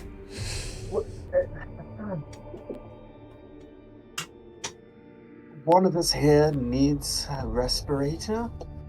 Do you perhaps have any of those? It's incredibly difficult to acquire those via the administratum. As you say that, he turns back around and his face is once again melted in this disgusting wax-like manner, and it returns back to the face you see before you. He says, so you've got to be a customer. This is very good. As I can see it now. How many would you like? Would you like 2 augmetic lungs so you can breathe in the very fires of Belexia, yes? Or maybe you want to stand the frigid cold wastelands of Sherabian, yeah? Perhaps just a respirator? She pulls out one of the respirator. One of these, perhaps? I suppose every day cannot be the jackpot, yeah? But very well. You can pay me a wealth, and I will give you one of the spare respirators. He looks over to Paul.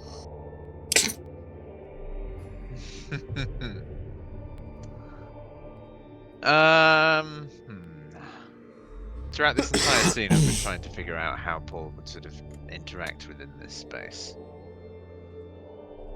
But Paul would maybe at this point begin to sort of lower the respirator off of his head and off of his face and sort of show what he looks like. And he kind of goes,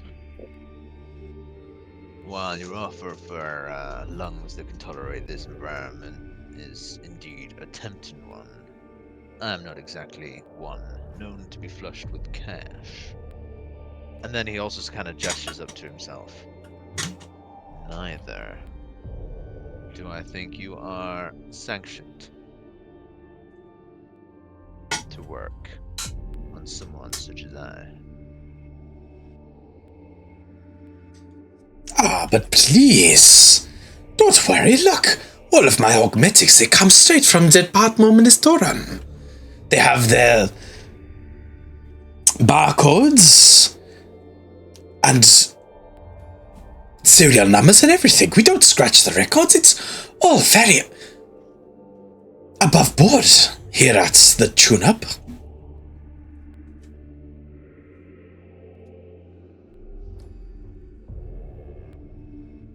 I don't think I'm necessarily going to get anything from that, but I guess Paul kind of squints his eyes to sort of try and glean to sort of see if he truly means what he is saying. Sure, I mean, for free, with all the obvious cues, you know that it's a shady business. However, he is not lying about the augmetics themselves. He has not scratched the serial numbers off them. Yes, James?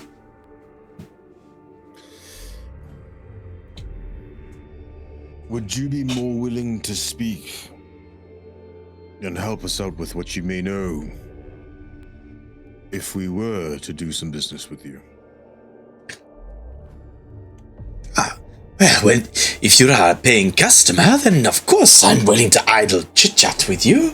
That's part of the bargain at tune-up.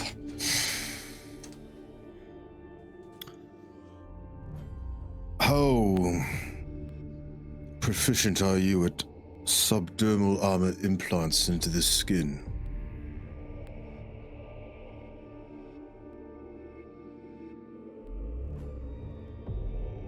Piece of cake! I do one of those almost every day. Everybody is coming into tune-up for a subdermal implant.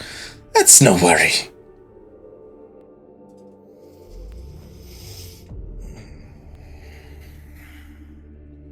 How many credits does such an operation cost? Hold, please. Are you all really, really enjoying this shit German accent? Yeah. It makes me trust him. Yeah, exactly. Yeah. Just about as well as I am at some of my accents. As we all know, are very good at keeping to them. So, subdermal armor is value 4 and rare, which would make it a 6. I could do this for you for... I could install it for only 3.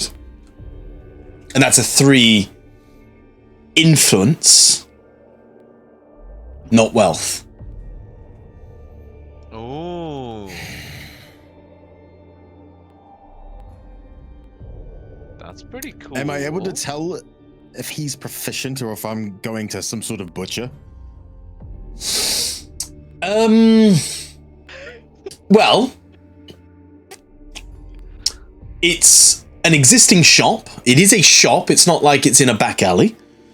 It's proficient enough that people know of it. It is a place where people come and get augmetics. However, you did see the guy who dropped you off.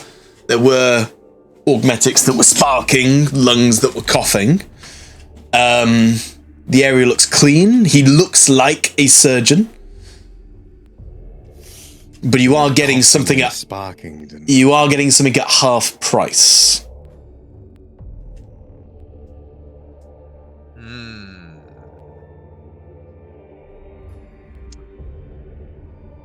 but we need information. We do. What if we just paid for some looser lips? We just Yes. gave you some wealth straight up. How many Equal trade for respirators? information. I suppose we are also buying some respirators. Well, yeah, he's been good chat, yeah. Well, if you were to buy the respirators and perhaps one of my lovely ladies could practice on your delicate skin, a beautiful electro, very fashionable like Belexia these days. Maybe the others could sit and chat while we wait. A beautiful what? Electu. An electric tattoo. Electu.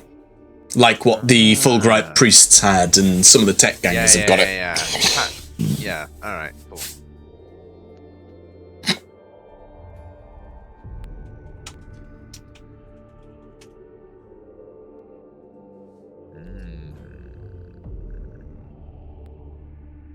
I mean, that would be pretty cool, but I don't think it's necessarily within Paul's character necessarily.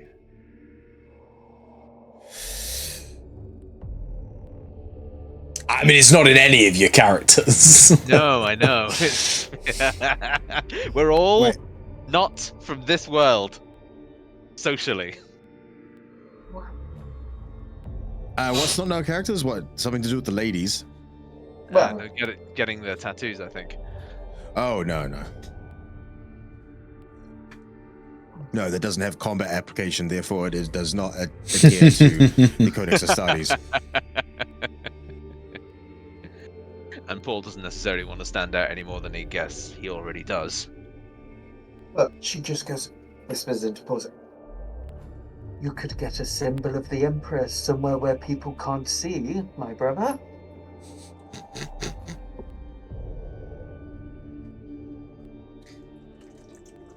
Talking to me or Paul? To Paul. You did say brother, that was a bit confusing. Yeah. Gerhardt's lord. Oh, of course. She's not a space marine. This is true.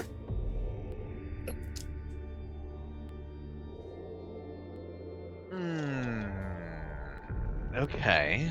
Hang on then. Let me see if we can't. Alright, well, if it'll buy us the information. Seems I will be least impacted by this. Wonderful. 242. So then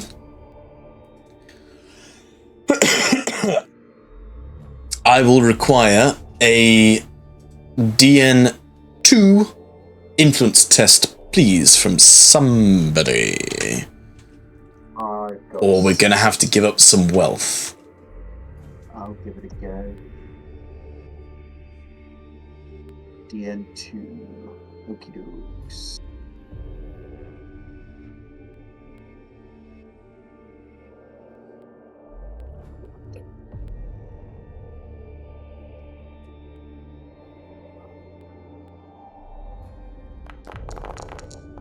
Nice!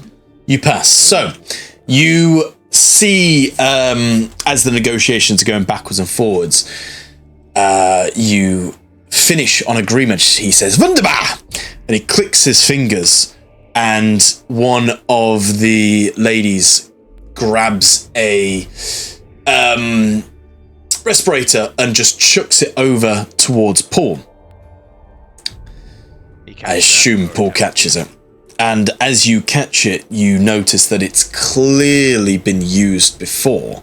There are speckles of red, dark, brownish red substance on the mask itself, but it is intact. It seems to be working. You have a respirator, or you have another respirator. Nice. And then Backfire later. One of the girls gestures you towards the table. No. To have your electu. So what would you like?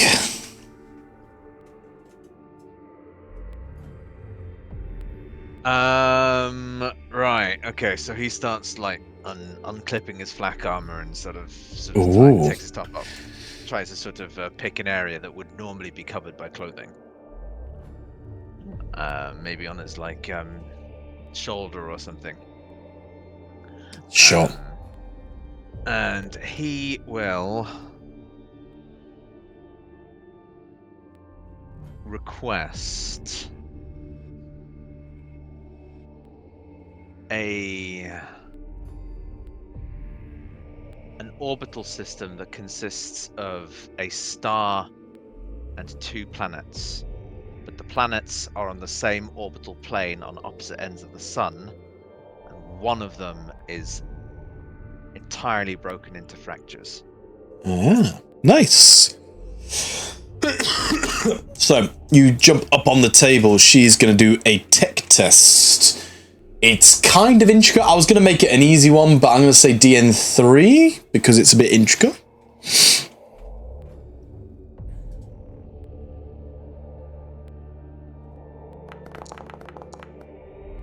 Oh! Right on the money. Right on the money. So for about, I'd say about an hour, this goes on. Then you hear the zzz needle as it's going into your back. These are electu tattoos, electus. So do me a do me a resolve, DN. I say DN2 resolve because she did roll, she passed a test, so she's obviously competent with the needle. DN2 resolve. I guess it doesn't really matter if I click fear or terror. No.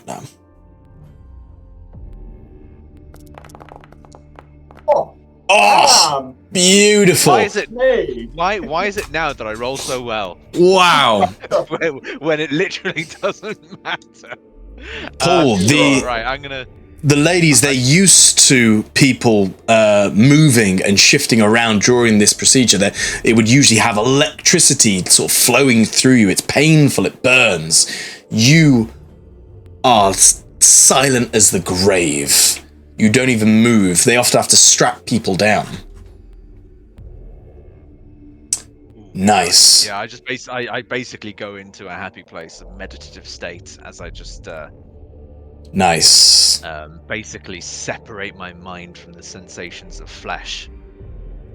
Beautiful. And she is able to recreate it perfectly, even to the point of because electus, they have movement, they have fluidity to them. She creates the point at which the planet actually fragments and then comes back together and fragments. So it's a very nice, intricate tattoo.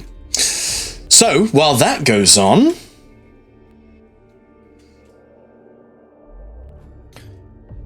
he moves a bit closer to observe the work of the lady, and I assume you have questions. So, now that we're paying customers, how's that memory of yours? What can you tell me about these tech gangers, these hardwares, and anything about what was taken from the crypt? Yes, well, the tech gangers themselves, they feel like they run parts of Belexia. The higher-ups let it happen because, of course, the higher-ups need the tech gangers. They use them for their petty in-squabbling. They hire these tech gangers to do raids against each other and try and undermine each other's power. It is a fun struggle, and it keeps them at work.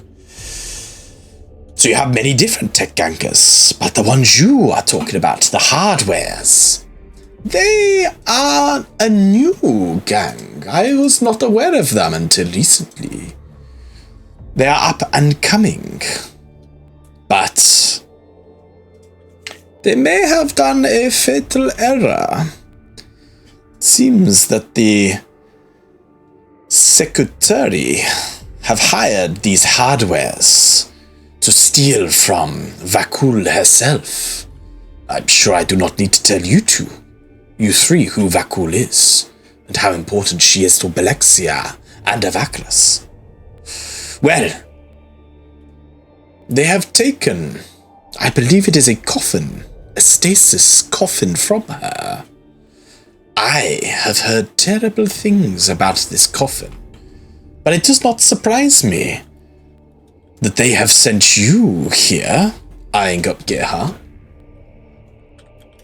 The rumors, if they are true, about what is inside the coffin could be quite fruitful for the absolvers.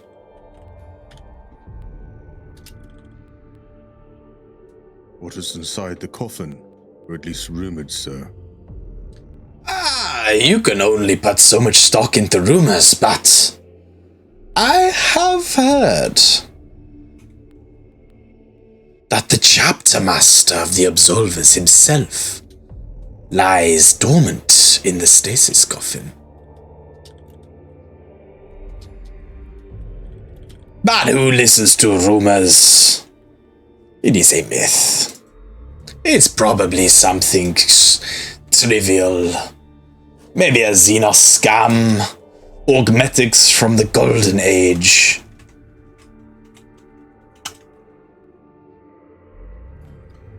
But perhaps the chapter master Anthon himself is there. Out of all the things that could be inside that coffin, for it to be chapter master Anthon is quite a stretch. How would such a rumor come to fruition? People say they have spied the spyglass of the stasis coffin. They saw, well, armor that would adorn your fellow brothers. Scratched, yes. Damaged, but there was red on there. And I know that the absolvers, they do like their red, don't they? Yes, we do.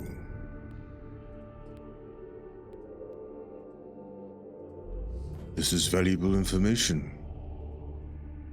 Much appreciated, Screener.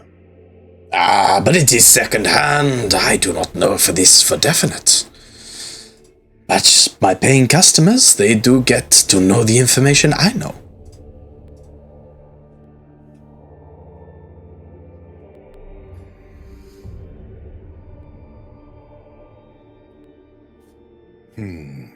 There's a concerned expression on Gerhardt's face as he mills over what he was just told. But I will warn you both. All. I will warn you all.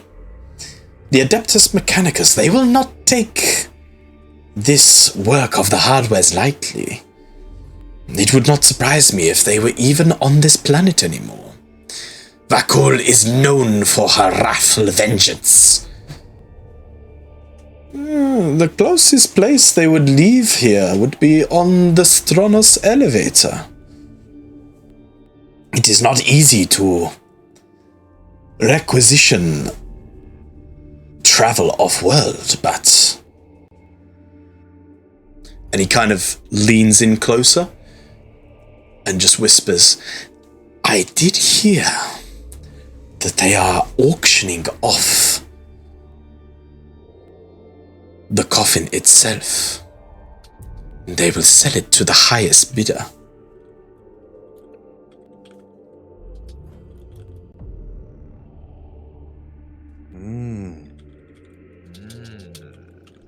Okay. Whereabouts is this bidding supposed to be held? Who can say? If they've taken the Stronos elevator up to Signanovum, well, it might be on the shuttle itself. Perhaps they will take it to Odo, one of the moons. Perhaps they will take it to Udu. Not Udu. Hang on. Uru. Uru. It will be one of those 3 places.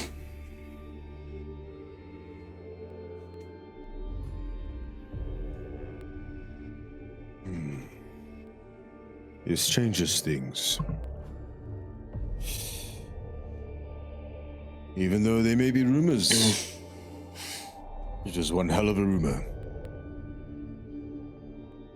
I must be heading off to the elevator. And await.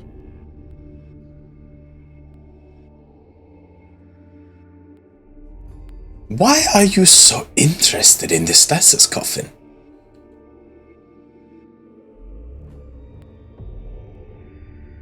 Well, at first, it could have been due to heresy or Xenos activity, which I have been given the task to root out wherever I may find it. However, as you can quite obviously see from my arm and armaments, I am of the Absolvers. If this rumor is even close to true, then it has great interest in me.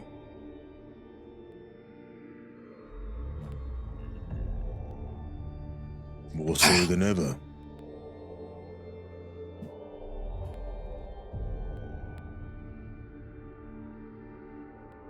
I do enjoy the intrigue of these things. Belexia has got so boring recently, since Vakul has taken over.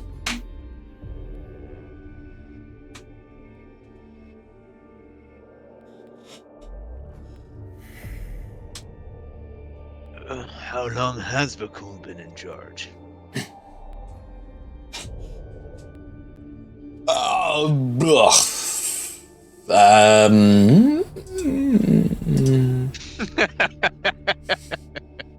Hold, please.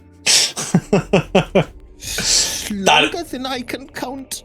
It's been so long now, I can't even think what its dates are.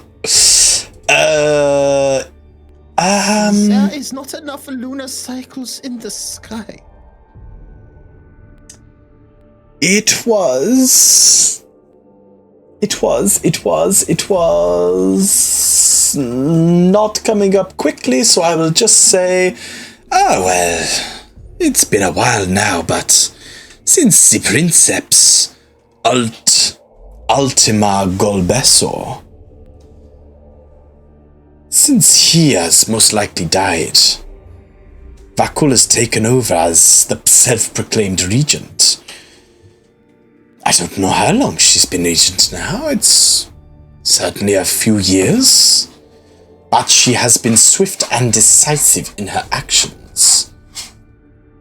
She is efficient. But aren't all the Adeptus Mechanicus? They are well known for their efficiency. But this one, well... Do you know the phrase, social climber? Well, she has climbed to the very top of the rung without putting a footstep on the ladder. Or so it would seem. And all the more power to her. She seems to have done well so far. Would you say she has done well for the planet and the system? Well, the Gilead system, it has stayed functioning. Yes, Avacra still revolves around. It's been fine so far.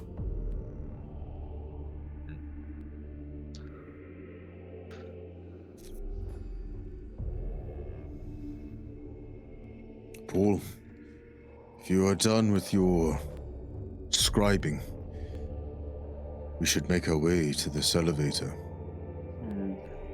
Paul looks down to see the progress of the person applying the... What did you say it was called? Electu. Electu.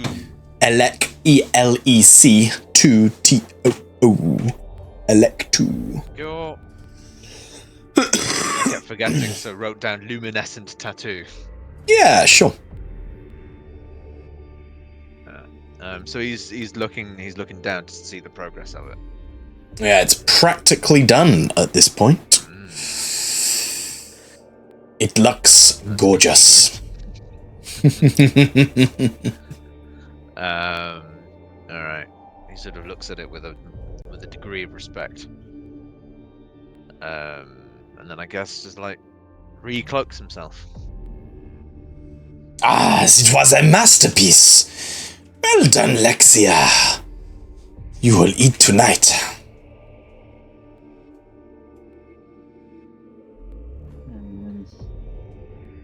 Thank you for the information, screener. Bid you farewell. I do try to look after my paying customers. And try not to obsess too much on this coffin. Rumors are rumors.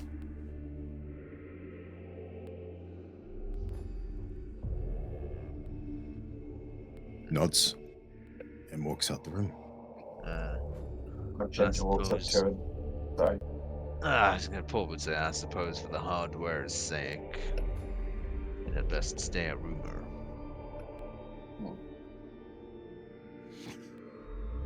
Magenta walks up to the man and just nods to him. Well, thank you ever so much for your help. As my abbess once said, the flesh is weak, but the spirit endures. Please don't lose your faith in the Imperium. And then walks away. And I will give you a point of wrath for completing your objective.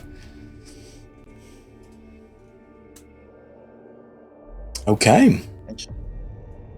So I really tried earlier in the scene when Paul revealed himself, and I emphasized him being sanctioned to work on him to try and work to my objective, which was utilize feared reputation in a social situation. But that did not work out. You just weren't scary enough. Yeah. You also weren't trying to scare them, were you?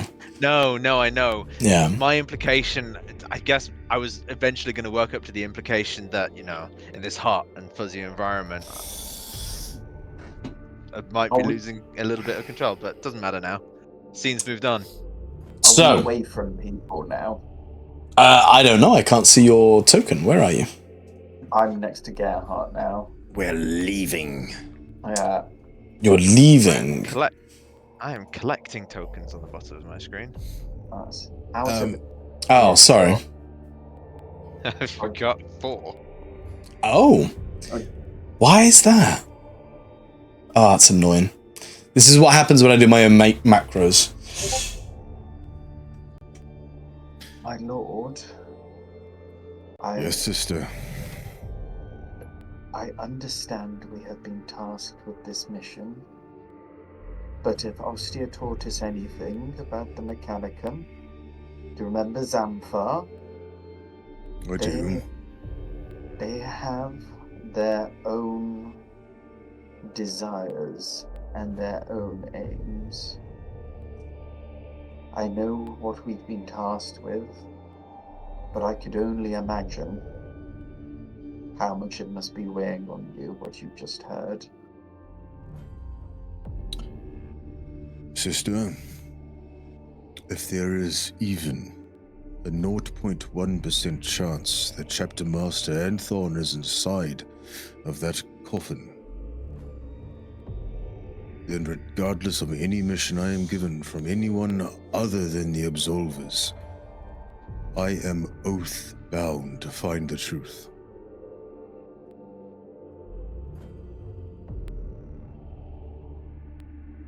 That will cause you to open the coffin. Oh, sorry. No, I just said, I can assure you I would never ask you to ever go against your brotherhood.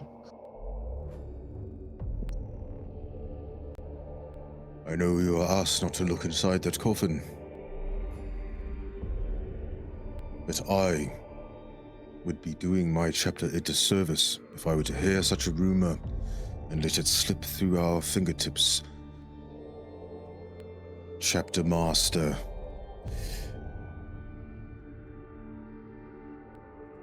Why don't I write it in better block writing? Anthon, Anthon, yeah. Chapter Master Anthon has been missing for a very long time. If he were to return, no matter how ridiculous the circumstances sound, it would bring great strength to the Absolvers and to Gilead's system as a whole. This may ruin our mission if I am caught doing so. But I must know. I must. Well, the way I see it then, we'd be trading one favor for another. We either stay true to the mission that we've been assigned by the Dominus, the Archdominus, and they owe us a favor, or if it is indeed your chapter master, and we save them and bring them back and fulfill your oath-bound obligations, perhaps your chapter would owe us a favor. From my perspective, it's neither here nor there. I would never ask my chapter to owe me anything for the service I bring for them, for this is my duty. However, if this were to come to pass, the influence I would have within the chapter would surely rise, and my strength within it, and my ability to help shape Gilead into a better system. Retinue and all. My lord, I'd 1,000 times have an Astartes at my back than one of those, as she looks over at all the tech people. I would do exactly the same if I were to have any clue of my relic of St. Catherine. Whatever it is you wish to decide, I assure you, I will have your back, my lord. I appreciate the support, both of you. I know this does put the mission in jeopardy, but I must know. And I appreciate the fact that you stand with me in this. Although, now seems like it might be a pertinent question to ask, Lord Gerhardt. But Poul kind of looks around and says, might need to wait around until we're nowhere near any preening ears and eyes. We will have to be careful with the contents if we were to open it or to peer inside. Doing this under secrecy is the best way forward. I agree. We must find it first. Ideally, if we can find it before the auction, even better. I do not want to bring it to chance that we would lose such an auction. I am not flush with credits myself, and I would not wager the potential future of my chapter on a bargaining chip. My lord, it would never reach that. If we were to get to this auction, they would all surely be purged for having gone against the Emperor. We've got to figure out where that auction is then. We need to find these hardwares. Perhaps your map could give us a clue. Right, I reckon we go to their territory then. Try and root them out. If there's any left. This is cargo run, I think church tickets called hardwares. Yeah. And this coffin has been sent into the elevator, maybe? You know that Byron has already requisitioned one elevator travel, and there's one more that's happening tomorrow. That's information you know. What was on the first elevator? And what's on the second one? Who knows? Maybe we attempt to requisition our own place on the elevator. I agree. We should do this sooner rather than later, just in case there's limited access to them, or limited spots. If we can't catch Anton, well, this guy's name, Byron? Byron. If we can't catch Byron before he gets in, then at least we'll have access to the elevator and access to him. Yeah. I could scarcely imagine if something so important was inside this coffin, that it would be sitting in the lower regions with the tech gangers at this time. I don't know. The only lead we do have is this elevator. Yeah. Especially could if go the rooting power around. is limited. I imagine if the plan was always to auction it, they'd want to take it to the auction's location. Paul, you're a genius. We know the coffin draws power. Tons of it. Indeed we do. If it is still existing, it must be drawing power somewhere. If they're plugged it in. We just came from a place that knows where things are drawing power. Ah, the church. If it wasn't plugged in, it would be on manual backup, generators, cells. We need to know where we could find something that could power an entire city into one coffin. If it wasn't plugged into the main grids, what could be powering that coffin right now? And where would that technology lie? Yeah. And if it was taken off world, they may have plugged it in over there to keep it preserved. So either we see a spike on the grid planet side, or we find somewhere else that has access to a lot of concentrated power. That would be the likely location of the auction. Not many places in the system that would have that. Yes. Would I be able to make an investigation test to try to tie this all together? And would we collectively be able to help with that because we're having a group chinwag? Yes.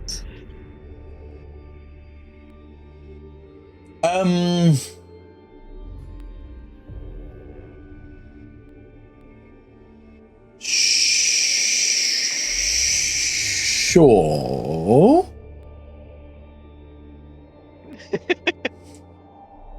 Hang on. Cogitating. Yeah, cogitating. Have you I know obviously no one's specifically said it, but have you taken the elevator up?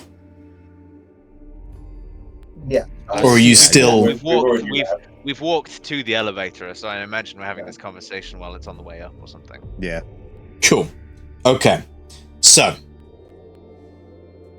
as the elevator gets to the top and opens back up to the street, you see something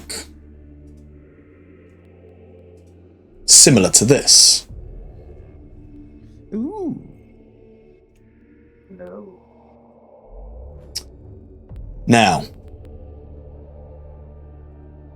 did that do anything on screens? Yeah, can I see see an it. image. Yeah. Yeah. It did a thing! Street, golden light, cool guy with the cloak and gun. Oh, no, not the image, the macro. Oh. Oh, I wasn't looking at anything but the image.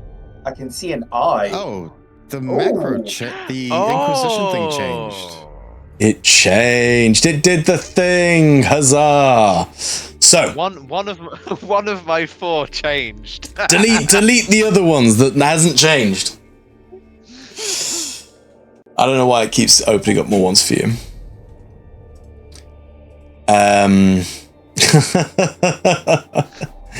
only need one. I don't know how to do I don't know why. If you like go a little bit above it, there should be a yeah. So, as you get to the top, you see this image. A shabbily dressed man in protective overcoats of a forge labourer. He walks up to the three of you. He has an augmetic right eye, which is crudely manufactured and fails to match the gaze of his conversation partner. He appears to be unarmed, but he approaches you calm, amicable, even a little bit jolly. As I show you...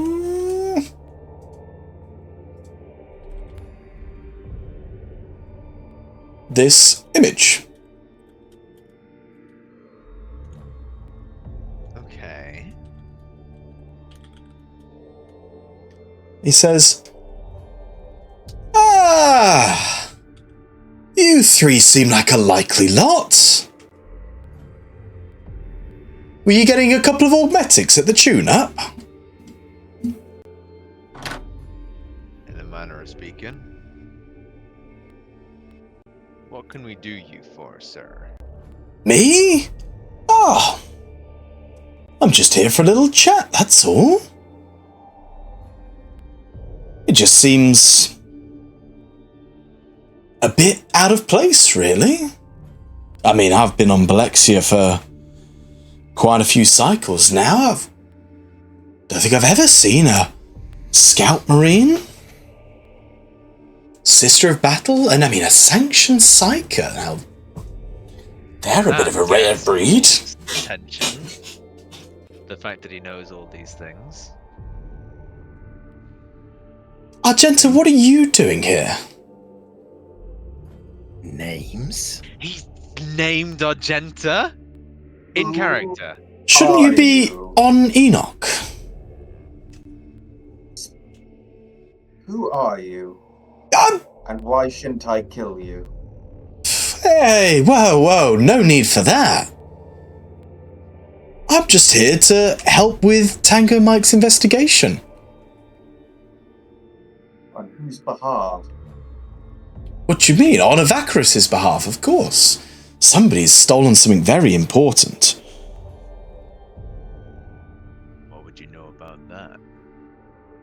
Well, I know that the stasis coffin's gone, but I'm more interested to hear what you guys have heard. You appear to have been very busy since you arrived. Can I do a bullshit detection?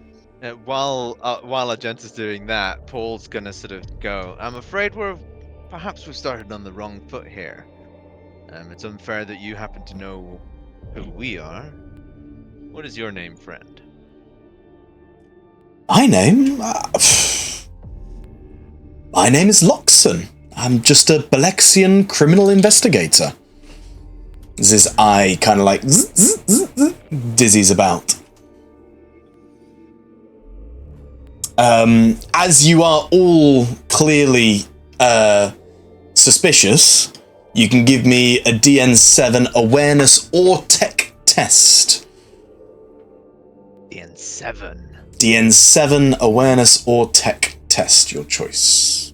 Alright, well, it's not beyond the realms of impossibility. It's gonna spin a point of wrath? Go for it. We've got glory as well, remember? Oh! I'm gonna spend 1 point of glory. Yeah! Do it. I mean, you can use 2 if you want. No, he gets an instant win. He gets an instant win. Oh yeah. That's still in effect. Go for The it. thing. It's on a Nice. for my next endeavor. Yeah. So,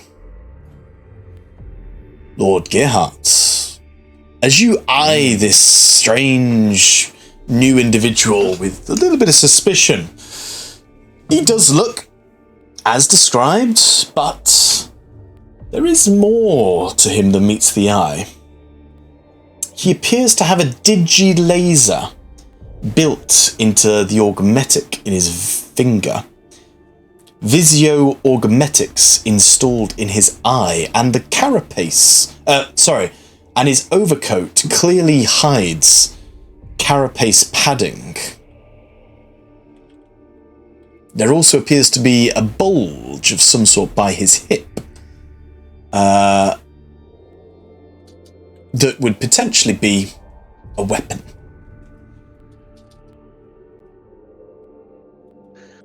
Is that a weapon in your pocket, or are you just happy to see me? Giggity giggity. So what brings you three to Belexia? You can't be requisitioning gear, surely.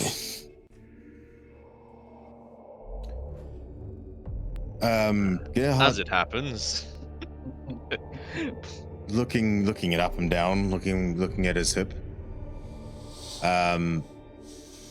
His hands are by his side, but like his fingers are kind of going like this. Like by chainsword and Oh yeah. pistol. Yeah. Well, we are here on investigation, and until our investigation is concluded, the details are redacted at this time. Until it is concluded, of course. As an investigator, you should know this. Is this a mission that the Lord Captain Lowston has sent you on? Surprising that an absolver has been sent on his own. Lord I'm not Captain alone. Lowston. Oh. Yeah. I see, they're working with the sisters now. It's good. It's important that all of our factions get along for the betterment of the Gilead system. Well, Agreed? well, this chit-chat might be nice and cordial, but what say you we cut to the chase, the meat of the matter? We're on a time limit. You've obviously approached us. You know who we are. What's your game? Game? I have no game. Puts his hands out. No, you misunderstand me. You misunderstand me. I am simply trying to get to the bottom of this attack on the tech crypt. That's all. And I noticed that you had been there previously. You've spoken with my associate there, Tango Mike. I was hoping you may have uncovered some information. Yes, James. When he lifted his hands up, Mm-hmm. did his flak jacket move to show what kind of weapon he has at his hip?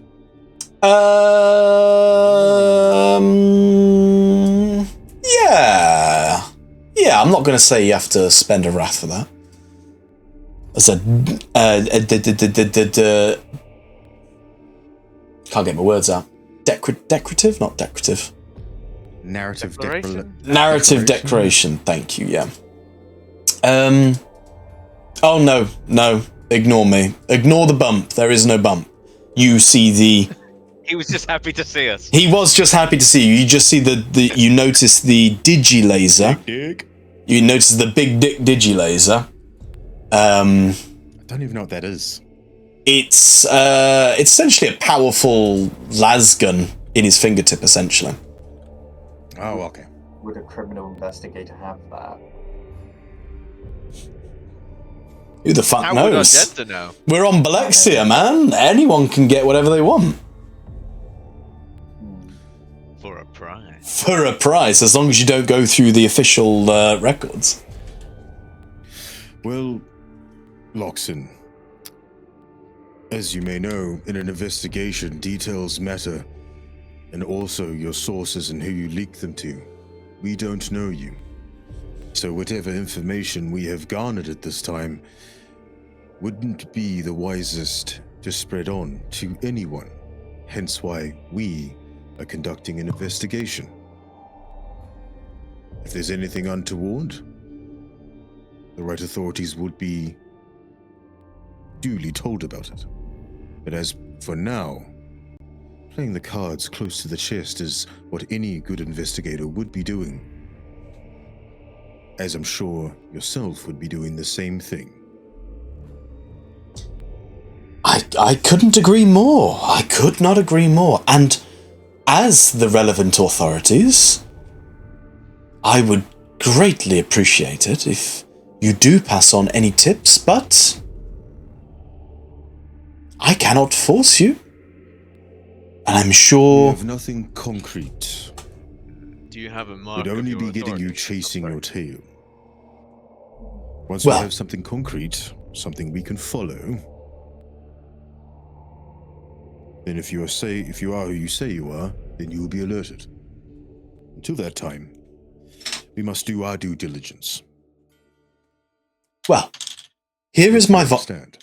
here is my vox speed frequency, 1928876.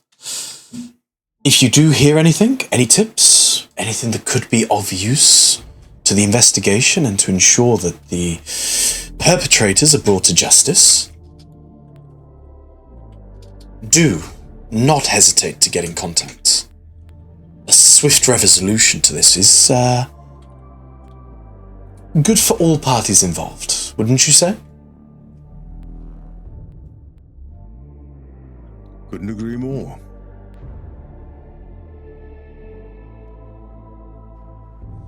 Roxanne, where is your proof of identification to prove who you are, who you say you are?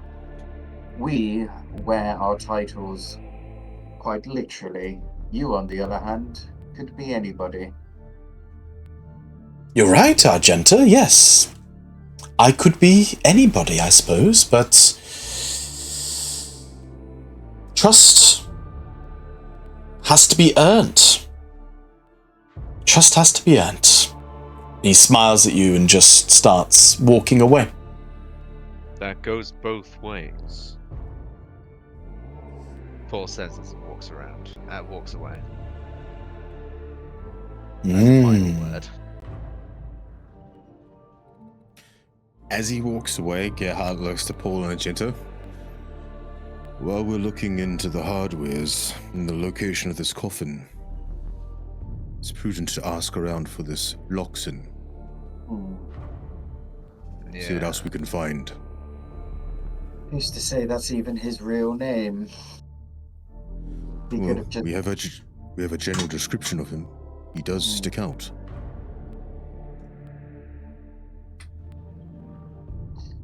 This whole asking questions and shooting things later makes me feel uneasy.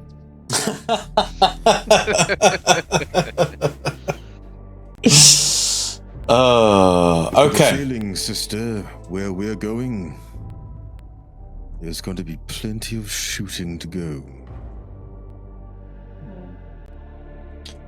Especially if what's inside that coffin is rumored to be true. I will fight and kill everything that gets in my way if that's the case. Why do we requisition these tickets then? So, it is nighttime. It's about 7:30. It's dark outside. It's still swelteringly hot and oppressive and disgusting, but it is dark outside. Most of the manufactorums have shut. There are, of course, lights on in the black market buildings, but when does crime sleep? You have been approached by a Belexian criminal investigator called Loxin, asking for your help on the matter. And he's giving you his vox frequency. I'm not going to drag you all the way over to the Stronus elevator just to tell you that it's shut. But if you want to go to the Stronus elevator now, you can do. Or you can try and hunker down for the night and start in the morning. Yes, James. Does that investigation to try to piece things together still fly? Sure. So give me. So what are you specifically asking me for? And then I'll give you a DN. Are you asking me to piece together the puzzle for you? So yeah, I'm trying to take the tidbits that we've got, and I'm trying to use my investigative ability to try draw a somewhat correct conclusion from it. Okay.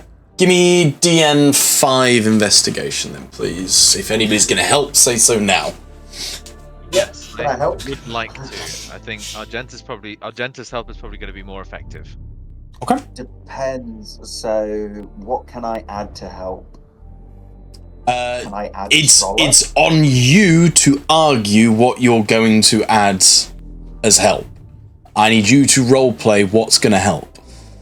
Yeah. If you can physically come up with a way that medicine is going to help in the investigation, then I'll allow it. But I can't think of a way to do that. No, I was thinking more scholar. So everything that she is like read and learn, and I did also just spend my endeavor in the library honing her skill for scholar. Sure. Which also gives me a +2. So that would be 2+. I've got it in my thing.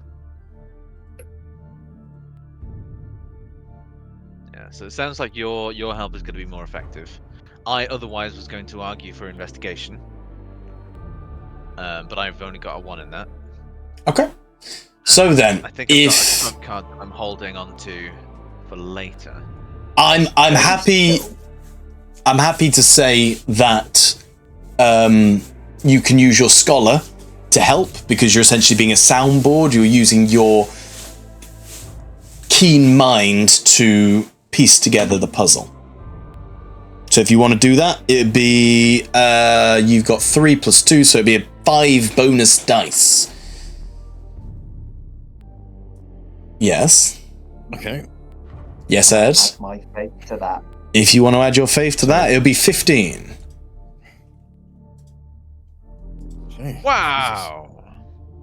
So it's mine is the dice pool's 3, so 3 + 15. 3 + 15 for a DN 5. Jesus. I mean, we might do it with that.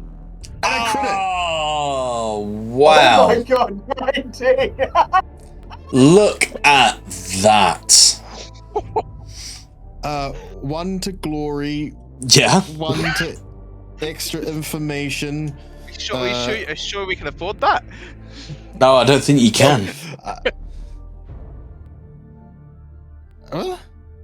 I think he's being sarcastic. 1 to extra information, 1 to extra information again, 1 to drawing the conclusion faster,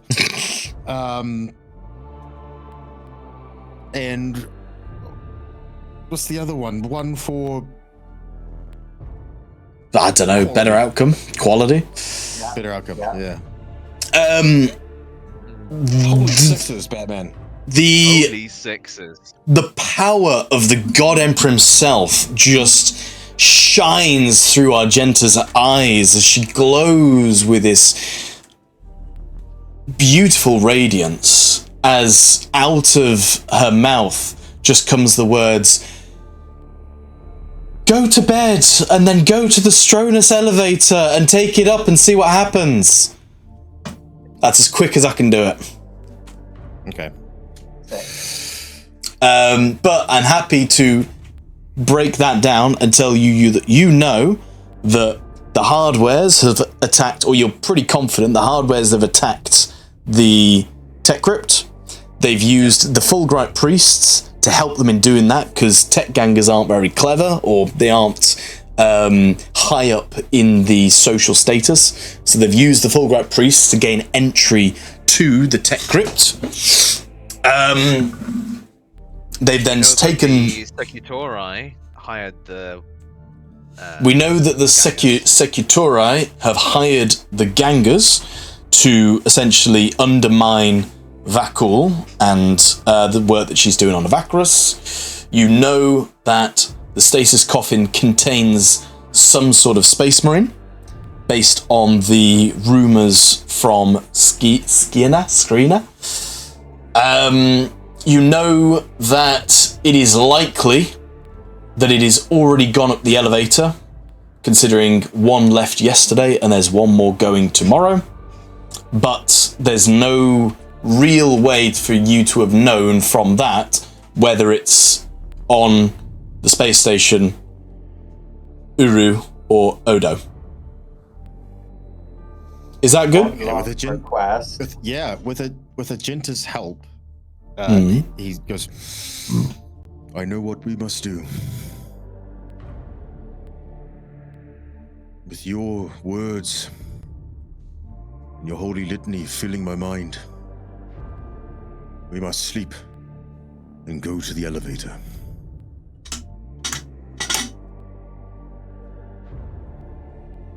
One last house cub.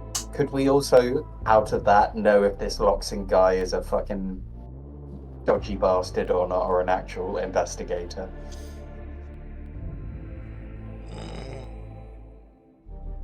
That might be a stretch. That's fair. There's not really anything. You've only had the one interaction with him. Like, I suppose you could deduce that him knowing your name, Argenta, is a bit odd, but it's not like an investigator. He is an investigator. It's not like you're the most, quiet person in the world. You guys do stick out. Like, there's not really any way to. What I'll give you is he doesn't seem corrupt from the shifted. He doesn't seem corrupt. There's nothing about him that screams corruption. Okay, good. So, all right. Okay. That's perfectly good. Yes. To bed then. Cool. So, as you leave the tune-up, you are surrounded by hab blocks. You see many people soldiering in and out after their daily toils. You're able to find somewhere to put your head down. It's nothing special. Looks a bit like this. Gerhardt, not the most comfortable place for you. The bed's far too small, but you don't really need to sleep. But you get down, you reflect on the day, you reflect on the information that you found, the intricacies, the conniving nature of the Adeptus Mechanicus. What are they hiding? What are they not telling you? What are their plans? But you have more information than when you started. And when would you say you'd wake up?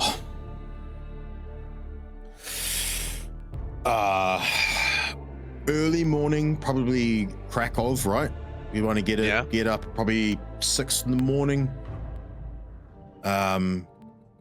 Start making our way there, even if we have to wait a little bit for them to open. Though it is the Imperium, things move a lot, things never lay around and waiting. You always got to move forward like a cog in the wheel. So I kind of want to get there as soon as the door opens as well. You get up at 6, and when you wake up, you can already hear the stomping of feet as thousands of people are leaving the head blocks for their daily grind. Leaving the hab block itself, there are plenty of trucks taking people to various locations, shuttling the human labourers to where they need to go. There are various people calling out for various locations, and one of them is going to the Stronus elevator. That one, we take it. You jump on it. And you arrive at the Stronus elevator. Is it configured? Yes, it's configured. You arrive at the Stronus elevator. This is a huge port, far larger than any just sea dock you might find on Earth. It is a massive port, shipping thousands and thousands of tons of cargo on a daily basis. There's a few people already lining up to enter.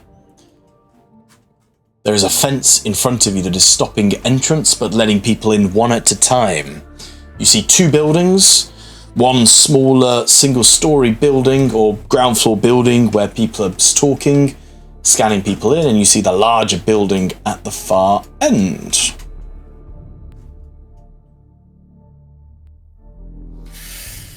So, we can't stay out here forever. Obviously, your two respirators will eventually run dry. Do you think we requisition lift onto the Stronus elevator, take it up to where we need to go, and await inside for the 4 p.m. elevator for this Byron? Yeah, I agree. The sooner we can get out of this oppressive atmosphere, the better. And one way or t'other, top of the elevator will be a port to one of the space stations. There's probably a lobby we can wait in at the top. We can try and look out for this Byron character whilst we're at it.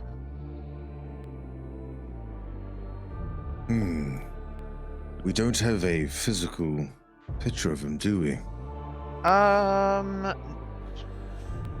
Did we not get glimpses of him on the feeds on the original cogitator in the crypt? Yeah, you do know what he looks like.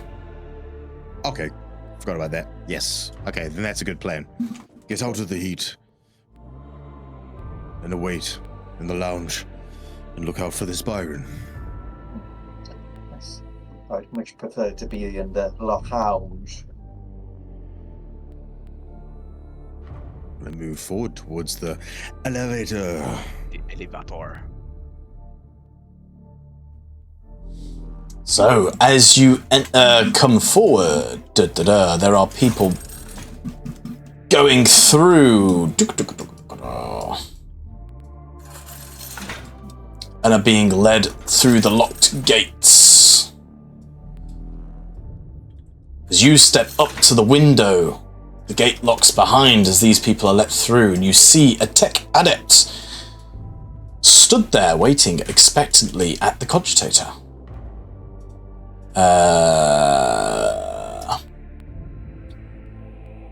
Name, requisition orders, proof.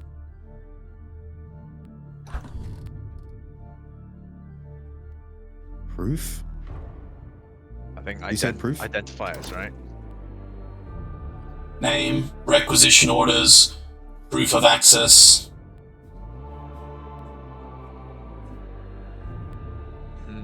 Access. Gerhardt. I do not have proof of access, but I wish to aboard the Stronus elevator. Stronus elevator is fully booked for the next 2 weeks. When would you like to go? Now. Negative, fully booked for 2 weeks, as per original response. Query: when would you like to go?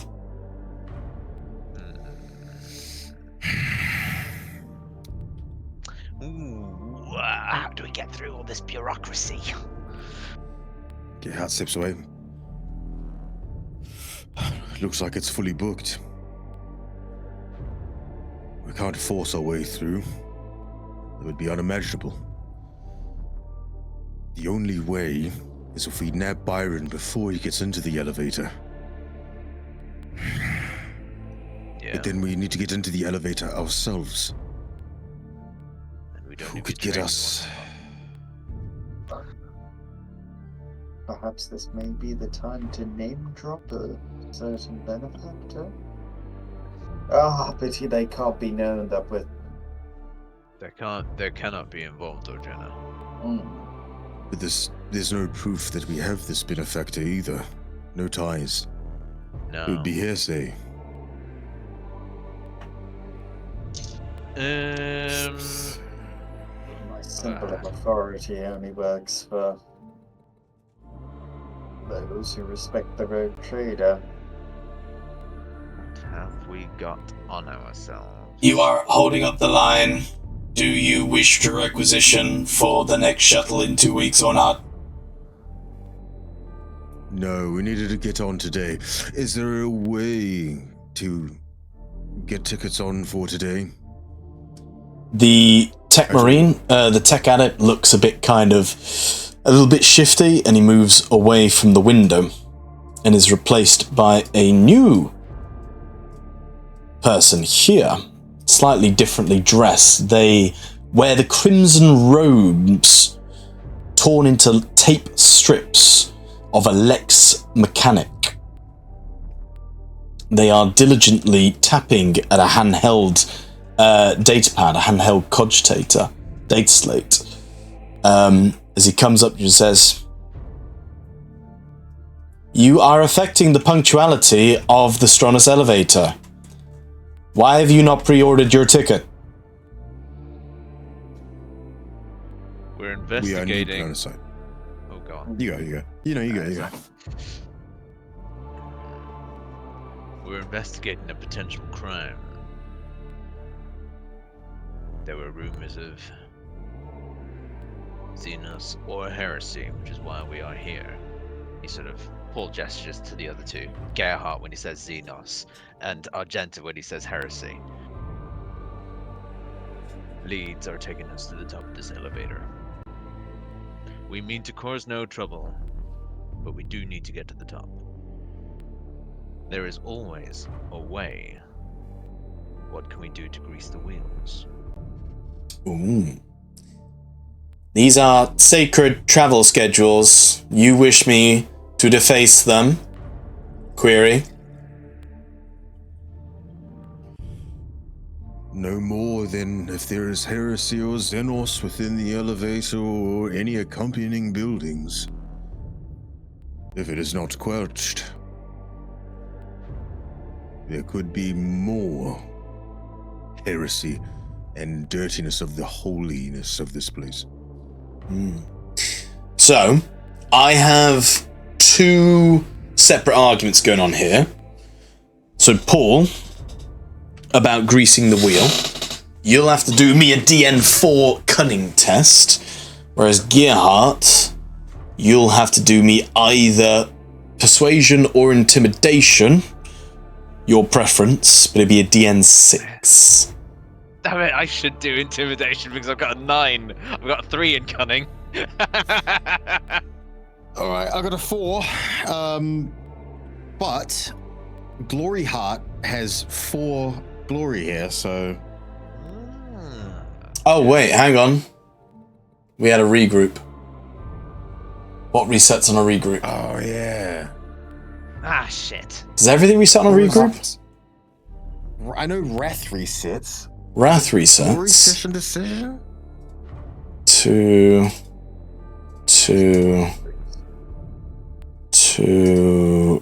regroup. Oh, there goes my extra wrath. Oh well. Oh, damn it. Regroup. Come on.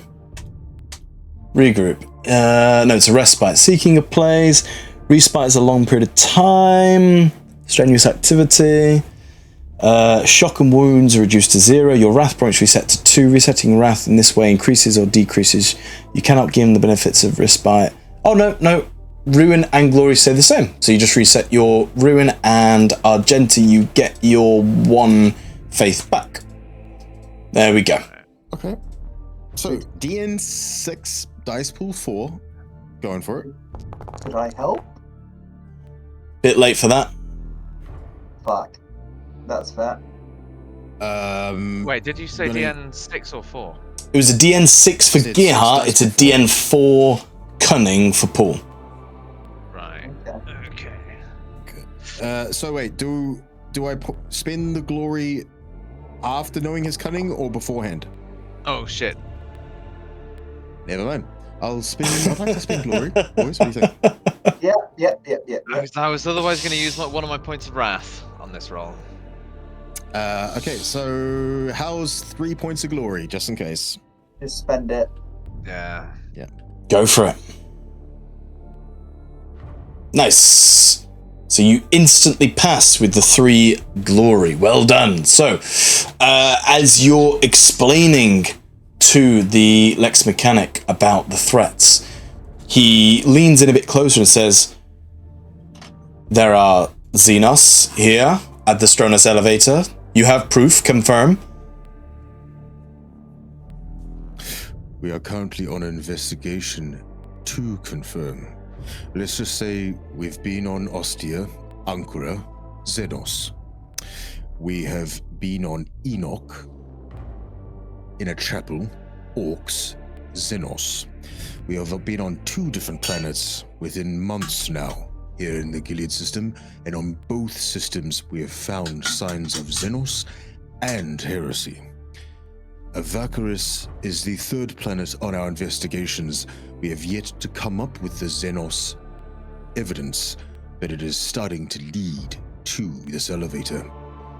If it is here, it'll be wiped off the face of this planet like it has been done so on Ostia and Enoch. Confirmation. Tech adept, let them through. And behind you, you hear the big heavy gate sliding by and letting you through. I cannot guarantee you entry onto the elevator, but you may investigate the buildings for Xenos activity, but please be discreet. Of course, the Emperor protects. Omnissiah's blessings be upon you. The 2 servo skulls buzzing around you kind of give you a little bit of space as you make your way past. On the left-hand side, through the gates, you should be able to see all the containers being loaded up onto the large Stronus elevator. This thing, it shoots. The carriages are around 50 meters wide and across. 50 by 50 square meterage. They're huge buildings that are essentially being fired into space. And these things are being filled up with all the containers. You have a door on the right that takes you into the building proper. I spent 3 glory, we're still on 4. Oh, thank you. So should we await by the elevator, or perhaps around the corner a bit hidden, and wait for this person to arrive? So from what you can see here, this would not be where the humans would enter. This is like, this is more... It's literally shooting things, isn't it, into space? Kind of. This is more the cargo being loaded element. This is more like the airport where people are preparing for liftoff. All right. I couldn't get the scale of this bigger, so this would be just like this massive. Yeah, it's huge. Yeah. Do any of you have your airport lounge card? I have a Gerhardt. As you enter, you see lots of dock labourers talking with the tech adepts, passing over warrants of passage, proof of work. As you enter, one of the tech adepts' eyes kind of fizzle over with a slightly orangey green colour. Then it nods and presses a button, and this door opens for you. I nod back. As you enter, it appears to be a waiting area. Many people are getting here early to get on the elevator and not miss out on their lift up to Sigma Nova. Ooh, do we recognize anyone? You don't recognize anyone yet. There's stairs to your right, and there's a door here, and a door here. In this door, you see a jail cell. There are 2 people inside. One of which has a red arm. Ooh. He's asleep on the bed. This one. Which door? Okay. You can see through that, can't I? I've made them right. Oh no, I've not made it right. Bad GM, doing bad GM shit. Invisible walls, the blue ones. Yeah, or windows. Or windows. No, windows that'll give you strange proximity. That needs to be invisible.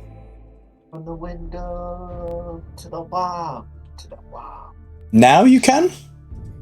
We can. Yeah. Yes. And you see him fast asleep on the bed. Whoa. You feel like putting the fear of the Emperor in this man? What have you got in mind? He says, smiling back. Whatever that psycho of mind of yours can come up with. We can't get in there, but your reach does not have the limitations of physical objects. As he winks at him. Perhaps a rude awakening. I think I know what I could do. So Paul looks over to this door over here, closes it, looks around to see if there are any cameras around. There is one camera here. Though we did tell that we're investigating heresy and potential Xenos. Oh, good point. Yeah. All right. So they know what we're about. They know what we're about. Yeah. All right. So I'm gonna target the guy on the inside of the cell. You also I'm gonna said use not to make a grapple. scene. Yeah. I'm not gonna make a huge scene. Okay. But I'm gonna do grav warp. Nice. Go for So it it. would be against willpower, but this guy's unconscious, so I'm hoping there's not going to be much of a contested willpower. You roll that dice. I mean, you've got enough dice pool anyway. That, Oh, I mean, you'd hope so, right? Yeah. It says DN5. Is that correct? No? Jeez. Should be DN3. Why is it saying DN5? I don't know. I don't know, I'm legally blind. What are you doing? Grav warp. DN5. It's against. It's a contested willpower. Well, it's against his willpower. Oh, hang on. Wait. I don't think it's against his willpower, is it? Wait. 2. Oh, it's target's willpower plus 2, which is correct. Plus 2. Yeah. So is 5 3 correct? plus 2. 5 would Plus be 5? correct, yeah. I learned that at school. Quick maths. Yep. I passed primary, just want a complication. Of course. I haven't rolled a complication all session. Can we ruin it? Can we use ruin? Can we use ruin? Yeah, can we convert that into ruin instead of the complication? Are you sure you want to do that? That's up to you. You can do it. Yes. We're at the end of the session, Yes! right? I'm Yes! surprised he's even saying yes. Yes. Okay. I'm just reacting to the DM going, "Are you sure you want to do that?" No, you've done it now. Oh no! Look at that token peeling back.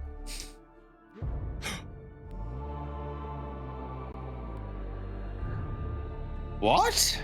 Yeah. Anyway, so the grav warp then, the effects of is I'm basically just going to do one normal gravity, but the direction is directly towards us. So it effectively flings him out of the bed and kind of crashes him against the wall right next to us so that we can have a nice close conversation.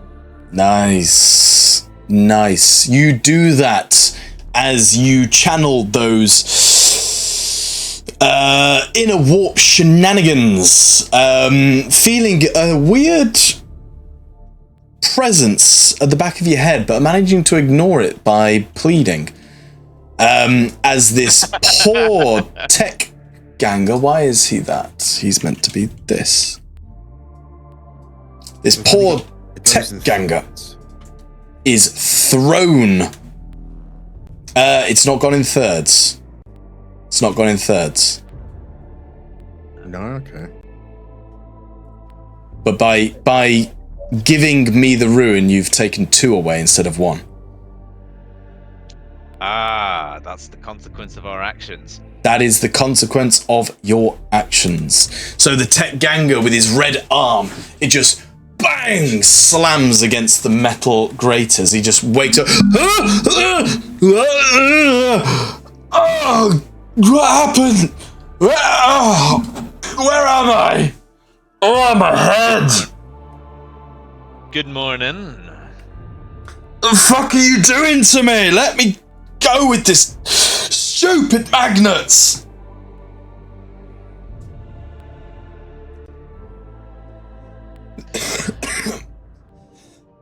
I don't think you're not necessarily in a position to be arguing there or making demands. As I say that, I gradually increase the strength of the gravity against the wall, so it's now 1.2 instead of 1.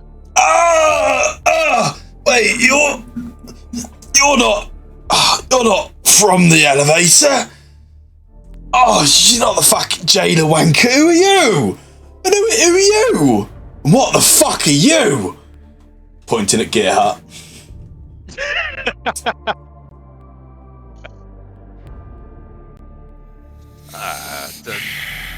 While he's doing that, Paul kind of goes. He sort of raises a finger, wags it in front of him, and says, "We're asking the questions. What were you doing in the tech crypt the other day?" Oh, I was just following orders. I'm part of the gang. I wasn't even there. What do you mean? Wasn't even there. Where were you then? Why are you in here?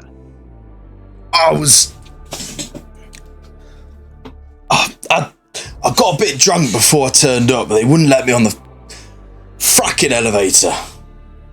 Why are you going on the elevator? Where are you going? Well, it only goes one way, doesn't it? It goes up to Sigma Nova. Oh, I thought it went to one station or another. Okay. It only goes to Sigma. Yeah. Fuck's sake, the wording on it. Sigma Nova Delta. Sigma something. I think I did write that down. Doesn't matter. Delta Sig Novum. Delta Sig Novum. Delta Sig Novum. Yeah, it only goes up to Delta Sig Novum.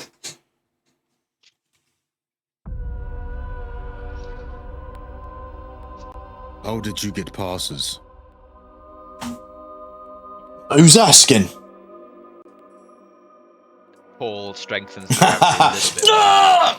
Alright, You're wondering who the fuck I am. It was that tech addict guy, the one from the crypts. He got a pass or something.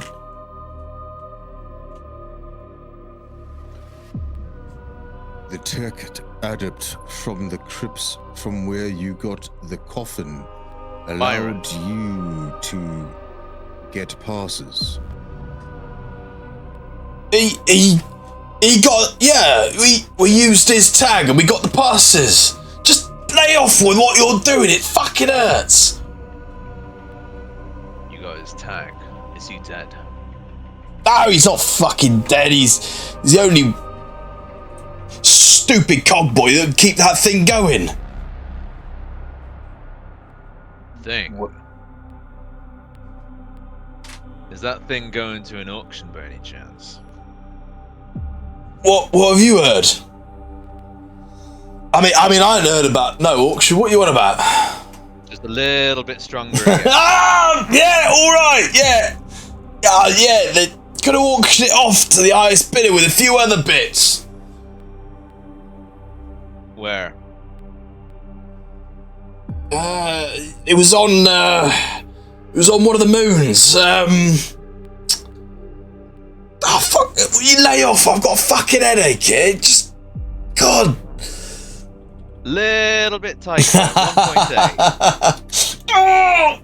Oh, it was the silvery one, the fucking silvery moon. What was it? Fucking Odo. All right. Eases off. Ah.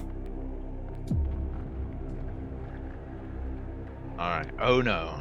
Right. Odo. Not Dodo. Odo. Odo. All right. Okay. All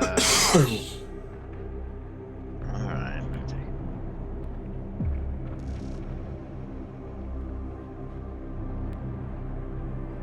Sorry, I'm just writing notes. Bear with me. Prisoner floating against the wall. You right there, Ed? You got something on your mind? And where is this Byron? This tech adept now? He's with the coffin, isn't he? He's the only one that can keep the lights from flicking off.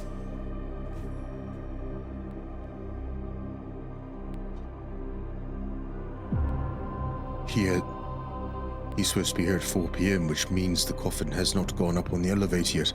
Where is this Byron now, then? You say he's with the coffin, but where are they? He went up yesterday. You mean 2 days ago? Yeah, 2 days ago.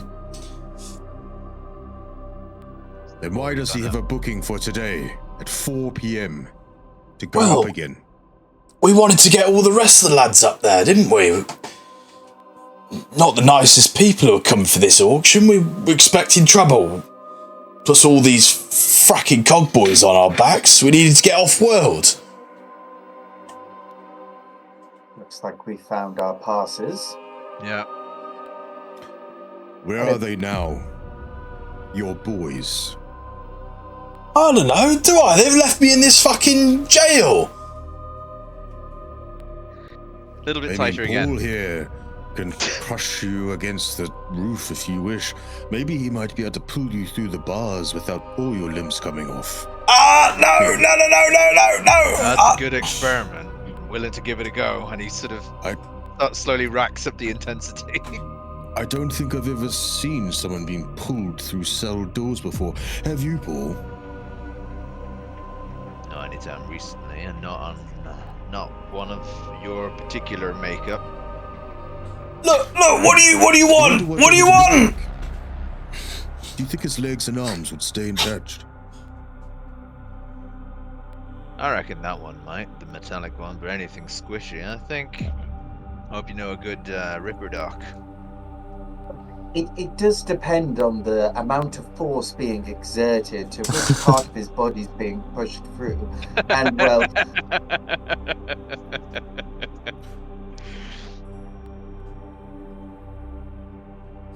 So we had this little, like, funny talk, like, you know, kind of like two detectives being smarmy and asshole-ish. Yeah. And he's just there, like, squirming against it. He goes, What do you want from me? What do you want? Where are your boys? Where are the rest of your boys? Where are they coming from? Where? Before they get to the elevator. We'll leave you intact. If you answer this question, we'll leave you be. I don't know. They'll just be here at 4. I swear I don't know. They've left the hideout. It was too fucking hot. They've all gone underground. They just said they'll meet here at 4 and get off planet, please. Fucking Todger's caught in it.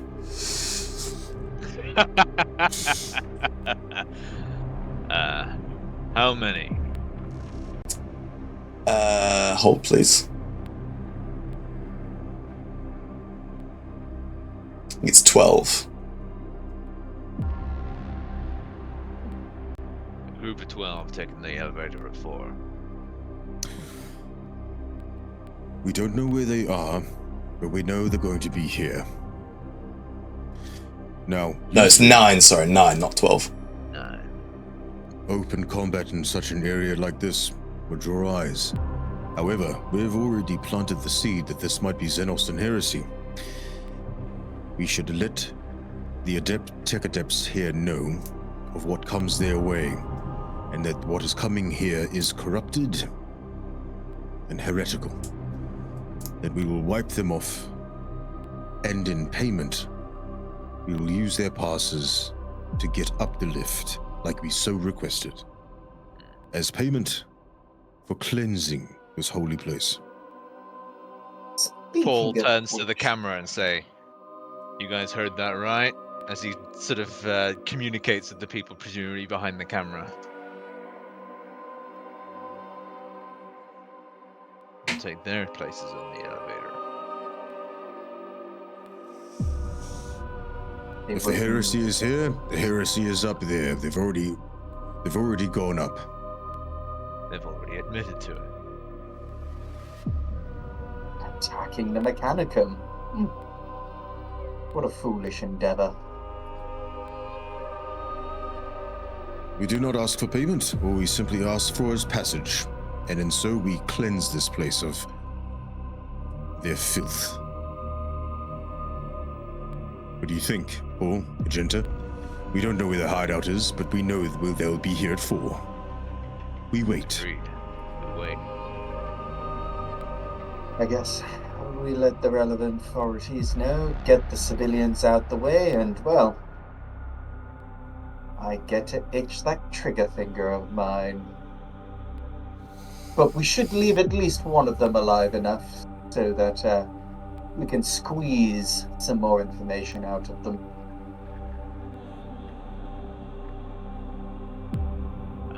Paul gestures. I guess Paul sort of looks at the two of you, sort of gestures with his head to the guy that is being squeezed against the bars. Anything else?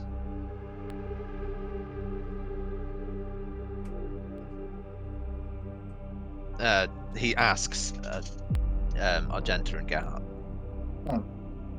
Oh. I think we got everything from him. So then he looks towards the guy and says, "You have been most gracious," and then just drops him on the floor. Nice. He slams against the rockcrete floor with a satisfying clunk.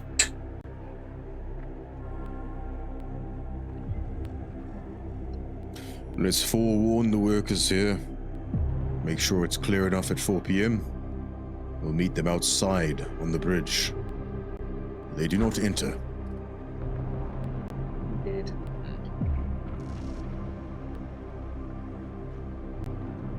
All right.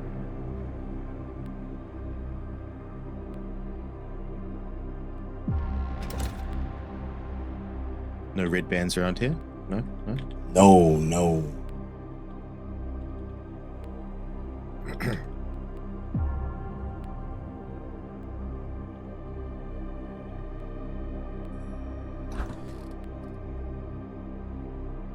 Did you say these guys in here were the security guys? Yeah, which ones? Or do we go back up to the front desk? These guys.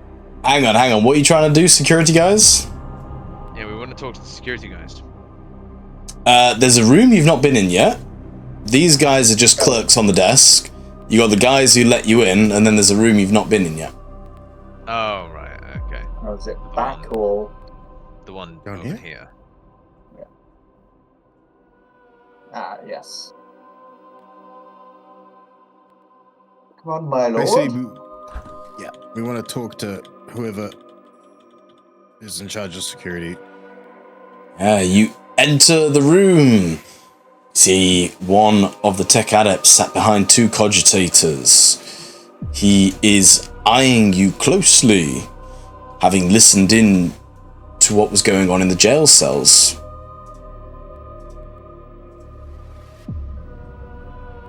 You wish open war at the Stronus elevator?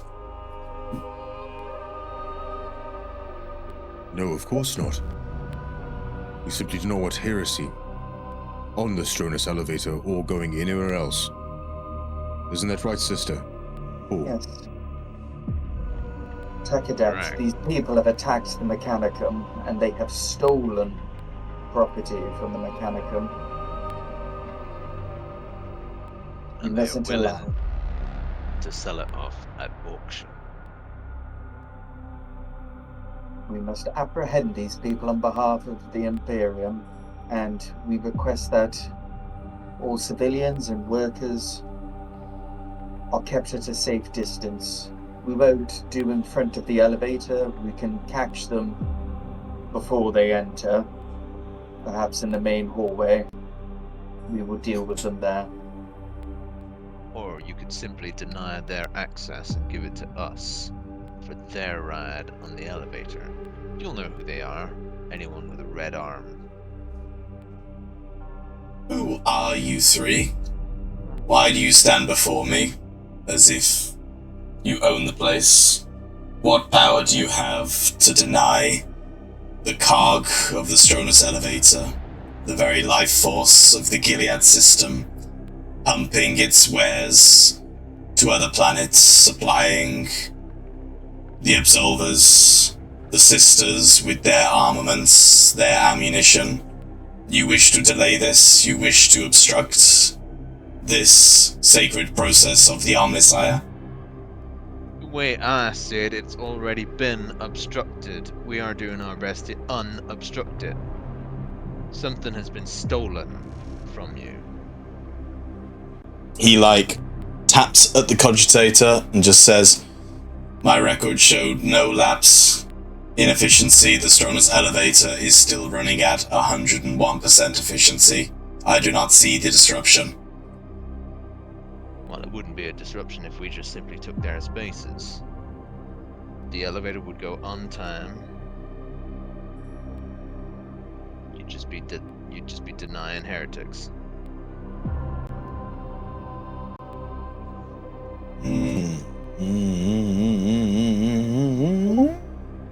In fact, you might even be lessening the load and heightening the efficiency, because there are only 3 of us and 9 of them. Why don't you check in with the crypt? Let them tell you that they've been attacked themselves. Our investigation has yielded fruit, that the ones who attacked this crypt is none other the ones that seek passage on the elevator. You would be harboring and transporting thieves and heretics to the Imperium. This is not efficient. And if you want And defiles and defiles the sacred purpose of this elevator.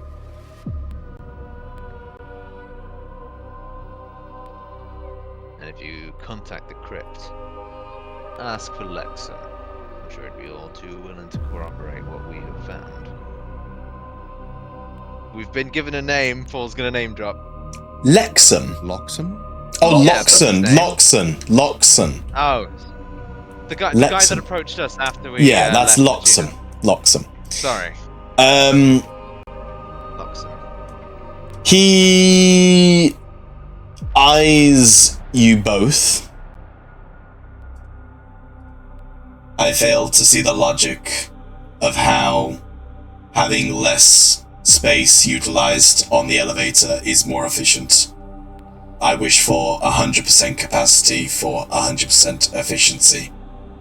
But I will check in with the tech crypt about this Loxon character.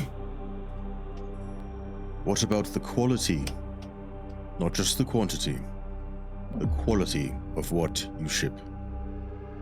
If it is thieves and heretics, does that not affect the efficiency through quality degradation alone? As he's integrated, he's not really responding. He's kind of stood still as he's powering in with the tech crypt. He's plugged in. He's plugged into the matrix, Blur. The tech crypt is responding with peak efficiency, all statuses of normal, and working at over 500% efficiency compared to 3 days prior. They are not telling me anything of what you seek. I have used code word Loxon and this name is unheard of. What about Tango? Oh, God. Mike. Tango Mike. Well, we've learned something valuable there already. Goes back to like plugging him. Tango Mike is no longer at the facility, but he was there yesterday. This does not prove or disprove what you are saying. But should you wish to, I can arrange passage for you on the elevator. Is this what you wish? Will this keep the peace of the Omnissiah and prevent efficiency issues? This would be a good end result. Yes. Cogitating. And he once again goes back into his computers and comes out minutes later. It is done. The scheduling is augmented. It has dropped efficiency by 0.0012%, but that is an allowable tolerance. Please, you are now scheduled for transport on the elevator at 4. Much appreciated.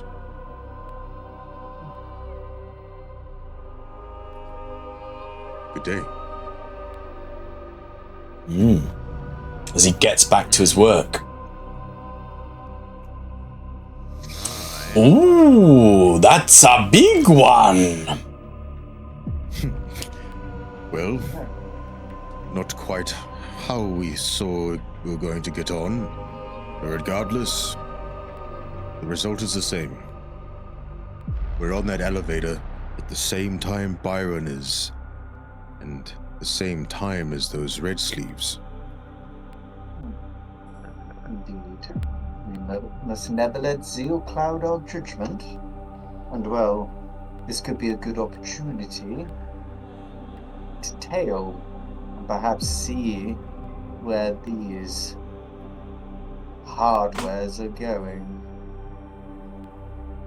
I can be light as foot and dark as shadow when I want to be. I can tail them. Let's stay in the box speeder. Paul could probably mix in with the crowds. I may have to be quite the farther ways back.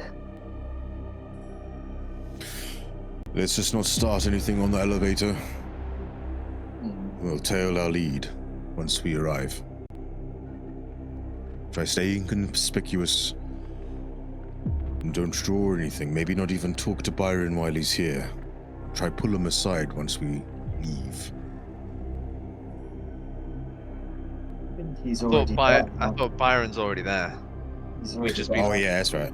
Yeah. He's the only guy that can keep the coffin turned on. Yeah, that's right. That's But we would be on that's the the elevator ticket, with the yeah. red sleeves. Yeah. That's the one. Redact. Undo. Control Z. Control Z. That's Cool. You've successfully done this. Well done. So, as I said before, this here is a large set of stairs leading up to the second floor. Well, I'm curious. Let's go have a look. Yeah, maybe they've got snacks. Snacks! As you head up there, it's a huge waiting area. It is packed and crowded with people waiting to get on the elevator. There are hundreds and hundreds of people surrounding you. Some women, some children, some men, some asleep, some wired, looking like they've done a full day's work. A whole mix-mash of operations. At the far end is a door that appears to look like it leads onto a platform that would likely take you up to the elevator.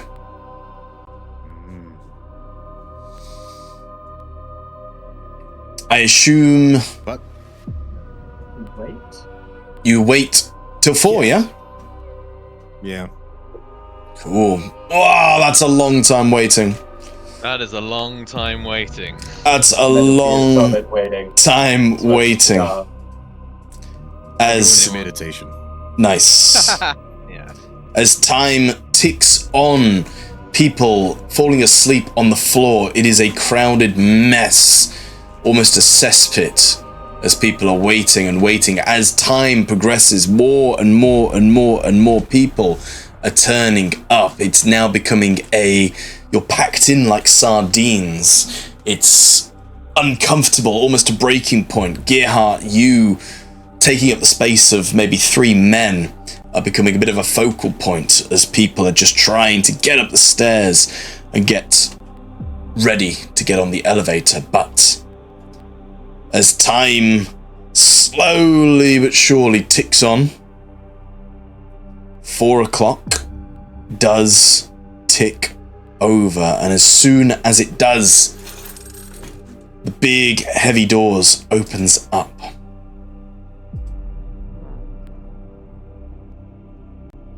And people start to file on. I'd like to look around to see, like, 'cause I'm standing head and shoulder over everyone else. Yeah. I'm looking around for those red band guys.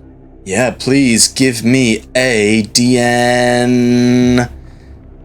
Oh, God, where is it? DN6. DN6 awareness. DN6. Oh, need one more. Going to Wrath. Oh, Oh my Nice. Yes. With your Yeah. beautiful Astartes vision, you do see 9 people dispersed around the groups. They do have the signature red arm of the hardwares cramped in with everybody. as a shift for better result, Mhm. I would like to, as I look at them, I'm assessing their weaponry and augmetics. A better read of our enemy. So let me have a look then. Weapons. You see a mixed match of weapons. Some of them have simple radium pistols.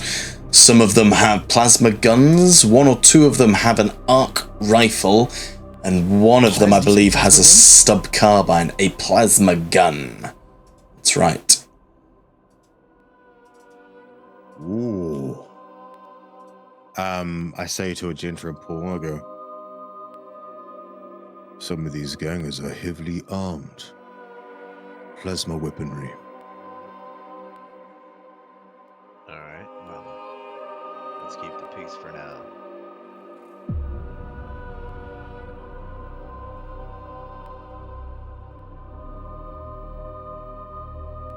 Okay. Collateral, including us if we fight at the right time.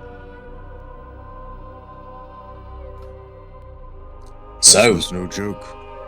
Tears through armor like knife through butter. you all march on to the elevator then, I guess.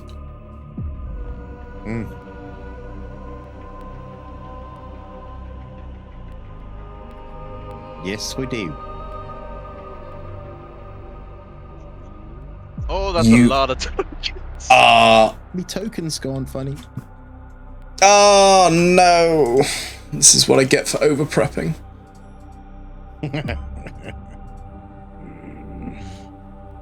Ta-da! There we go. I'm back. I mean, you guys could have done dark bidding before Vow of Silence. This is how long I've had these things there for. Wow. Look how many tokens there is. Yeah, you are packed like sardines, squished onto this elevator alongside lots of machinery, cargo pods, boxes, crates, and the rest. There are various people all squidged in where they can, taking shelter where they can, and as you all load up and the last few people are shoved on, squeezing into this space, the doors are shut and you start to feel that powerful force underneath you as the elevator starts blasting you all up into space. The interiors are cavernous, 50 meters across in both directions, with little segmentation. Towers of maglock containers, specialist cargo, and thick press of servitors and adepts are bundled inside together. After a few minutes of total darkness, agents on the edge catch a rare sight of a vacuous surface through the armor glass windows. Broad panes of Archaeotech solar collectors cover the eternal engines powering forged cities, orbital stations, and the elevators that connect them, similar in scale to the one that you are riding. Can you all do me a DN3 insight test, please? Oh, one die. Whee! Insight. DN3. DN3, please. Alright. Sister Argenta passes, it looks like. Sister Argenta passes. I'm gonna wrath. It's like 20 to 12, so It is 20 to 12.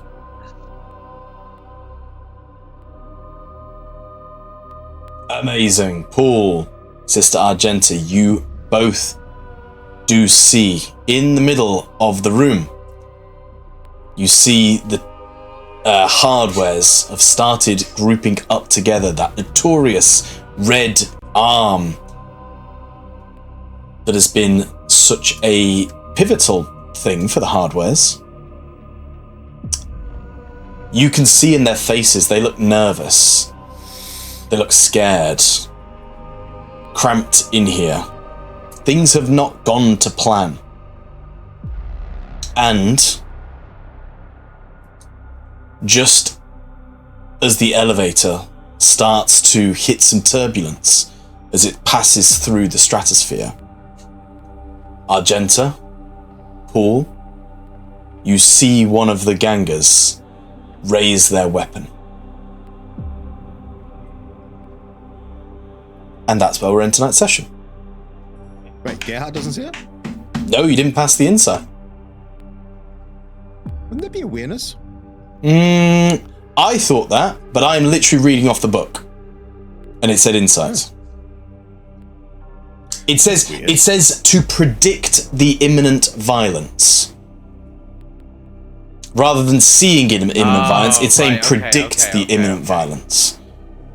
So we're the two of us are getting a vibe from the hardwares that they're about to do something because they look a little bit nervous. They look a little bit shifty. They're getting a bit itchy. And then just before they start doing something, Poul and Argenta have a moment to go, oh shit, something's about to go down. Alright. Gotcha. And we'll end tonight's session You better be ready.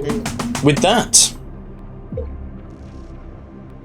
There was 2-3 opportunities for combat in this session, and I'm proud of you because none of you took it. I don't know. 3? What could they The have first been? one. I guess. The first one for sure. The second one for sure. Like, yeah. What's the second one? The Electro-Priests is the first. Electro-Priests the first. There was a gang in like that when you clocked that they were doing bits. Like if we just decide, and tune up, you mean? Tuna.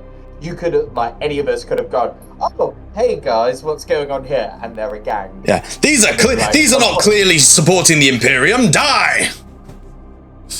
Wait, I couldn't quite hear you because I was so distracted by your webcam mic. What? Second one? So So the we've got the second electro one was priests. the gang. What gang? There's gangs everywhere. At tune-up. The ones who were chopping up the ones who were chopping up the Adeptus Mechanicus vehicles. It was a chop shop. It was a chop gang. Yeah. Oh yeah. Yeah. They were also talking about okay. their territory. And then there was yeah. I didn't really see that as a potential combat. I suppose if we were zealots, we could have been done there, but we got such an important mission, it would seem almost reckless to rob Peter, example, pay Paul kind of thing. I mean, let's be honest, this group has been reckless once or twice. Not everyone in the group, but some people in the group have been reckless once or twice. This is session 15 here, okay? You're not talking session 1. And of course, they could have wanted to attack us. You could have attacked Loxon. According to the book, you could have attacked the Fulgurite Priests, the Tech Gangers, and Loxon. I kind of wish I attacked Loxon now. I will admit, I was tempted the moment he said Argenta's name, in character. I was like, I pin him to the ground with psychic abilities. I don't know. To me, as Gerhard, it feels a little too murderous to do that without probable cause. Because knowing someone's name isn't probable cause to murder them. No. In Gerhard's opinion, Gerhard sees. Yeah. Then the gang is a chop shop. Okay. That's a rob Peter pay Paul issue. And then also the electro priest is well, they don't have what we're looking for. They did wrong. We can tie that in later with the Inquisition or anyone if we really want to. But really, starting a fight here doesn't get us any closer to the coffins. So that's just more senseless murder. So none of them really stuck out to me as yeah, let's fucking get my sword out. Because I suppose that's his character is mission focused. Is this good for the mission? Yes, kill. Is it bad for the mission or delays the mission? No, don't kill. Yeah, it's true. Yeah, killing, well, as you saw, killing any of them wouldn't have brought you any closer to the coffin. No, exactly. Yeah. But in the book, it describes how the agents might attack these three people. I was like, all right, okay, fucking hell. So you were basically getting ready for combat there, and we're like, nah. I was a little. There was a little bit of me that thought maybe you'll attack the Fulgurites, but it's described as such a hostile environment. You're at such negative odds, and we've got the DN2s or DN1s. And what would it accomplish killing them? Yes, they've admitted they killed people, so technically, they've done bad. But what would it accomplish? They openly and honestly told all the information. Our characters are too lawful. We don't have that chaotic nature, I suppose. We're all quite lawful. So they were very, very receptive, and it was just a case of, well, we can just tell, we can just grass at them. They openly admitted to that cool. Yeah. They did it. They killed all your people. Well, now it's not cool. You're stealing a fucking space marine. Or restoring a fucking space marine. If it actually is him, that's got massive implications. Holy fuck. I guess we'll see. Interesting session. Yeah. Space marine. Interesting. I've got something in my little deck of things. You got a little thing, have you? I've got a little thing, yeah. It grows, but it's currently. He's a grower, not a show. Aren't we all? You're gonna throw your. Who are we kidding? Well, Well, I don't know about you guys, but I had a lot of fun.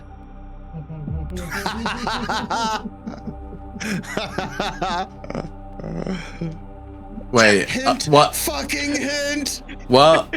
What? No, you don't get anything. How dare you? How dare? How dare you? Let me just double check. We didn't kill anyone. You didn't kill anyone. This is true. So Character many arc. chances to kill people. Yeah. Character arc. Yeah, we're evolving. Yeah, there's definitely gonna knock me any combat next session. Definitely no combat. Doesn't seem like it. Oh god, there's Everyone's- so many people. This Everyone is seems not so fun. chill. Yeah, they're all so chill in this like rickety elevator shaft. Why are they doing this now? I would like to say that. What was that? I don't know. That was me. I have a little voice clip. Oh, Oh, you look so calm. You look so calm. I would like to say that because I've got an eye on them. I don't know where they are in this scene because obviously I just walked my token in, but I wouldn't be too far from them. I'd be like tailing or at least keeping them in eye shot. If that changes anything, but I wouldn't have if they were I put them over here, and I wouldn't have done this over to here. I just kind of put my token somewhere I thought on the map. you guys walked right to them. They're here. Oh, well then I know that. That's why I did that. Yeah. Absolutely. Yeah. I assumed you made a beeline straight for them. No, literally, this stuff just looked interesting. I was like, yeah, let's sit around here with a Oh. Space. I was just like, oh, this is a nice little space. Yeah, it's like Got some breathing room. got it tucked into a corner somewhere and chill for a bit. No, okay, so they're right here. Crazy. Okay, that worked out. Great. So there was Question mark? a I'm on Burgundy. there was a scenario where obviously you guys got there well early, so you're on the same shuttle as them. You're on the same section of the elevator. There was a scenario where you're on the shuttle behind them, and that would have been a little bit different when the shooting happened and you had to try and jump from one elevator to the next mid-flight. But you were far too well planned for that, so you didn't need to do that. That'd be mad. That would've been Oh pretty my cool. god, this is just not a good place to have a fight, though. No. Damn it, tech adepts! If they just let us fuck these people up outside, they're like, oh, don't fuck up my elevator. Or at least or rescind their passes and give them to someone else for 100% efficiency. The problem is that you guys have literally no authority, and Vakul made it that way, so it's kind of her own fault. You have no authority here, Jackie Weaver. Also, I'm feeling absolutely gypped right here. You said this was 50 meters across. It's actually 49. I tried to make it 50 by 50. I tried. Cronus Builder won't make 50 by 50. It makes it 49 by 49. You can go swivel on a pointy stick. Fucking gypped by a meter. Absolute heresy. Fucking handmade maps. Fucking tirelessly straining away. No. Yeah, you make that penis.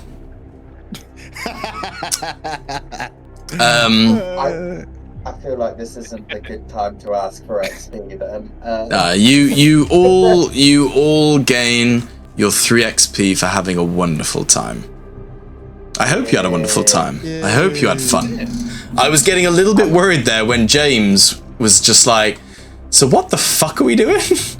Can I ask the GM to explain all this for me? I was like, oh no.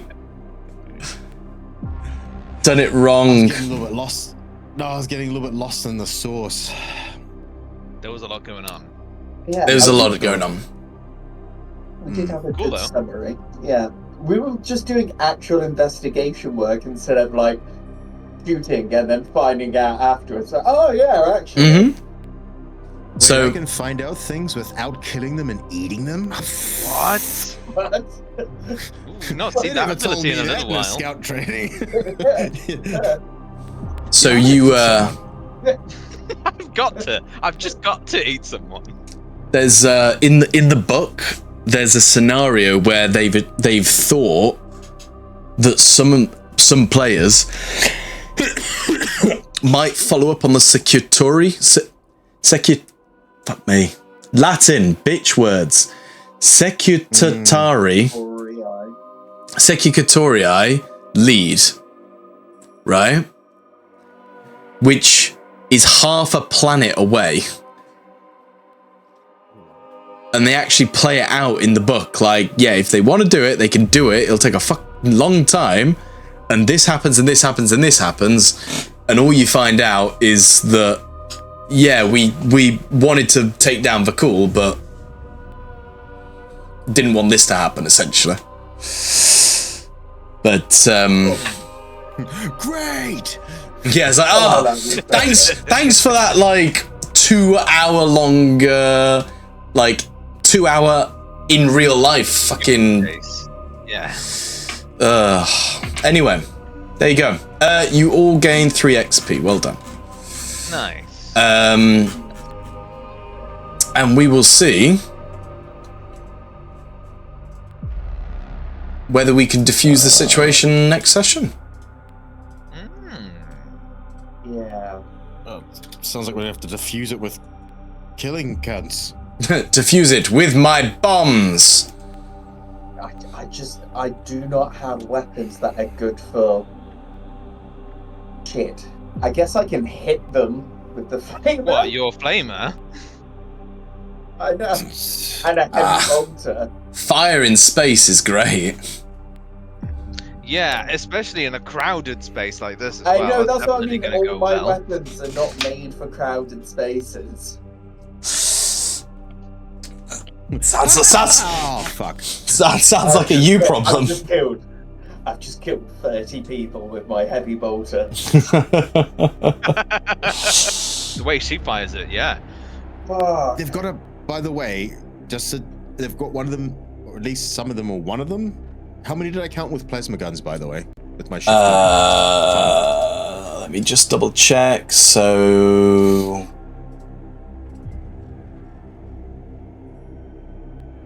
Can I remove my rapid fire trait and use cold shot to just fire a single bullet? Oh, he's taking a You leaf can- out of Gerhardt. you can use cold shot to shoot a single bullet if you want. Yeah. I think it's only one with a plasma gun. That's one with a plasma gun. Oh shit. Yeah, just want to point that out. No, it's One two. with a plasma gun. Two with a plasma gun. Two with a plasma gun. Plasma gun. Right. Yeah, Those cunts are getting it. yeah. Just to point out, one shot could put down Paul Yeah. straight away. Oh, good. Pops your shield straight away. Potentially put down Gerhardt and Agenta in one if we roll badly.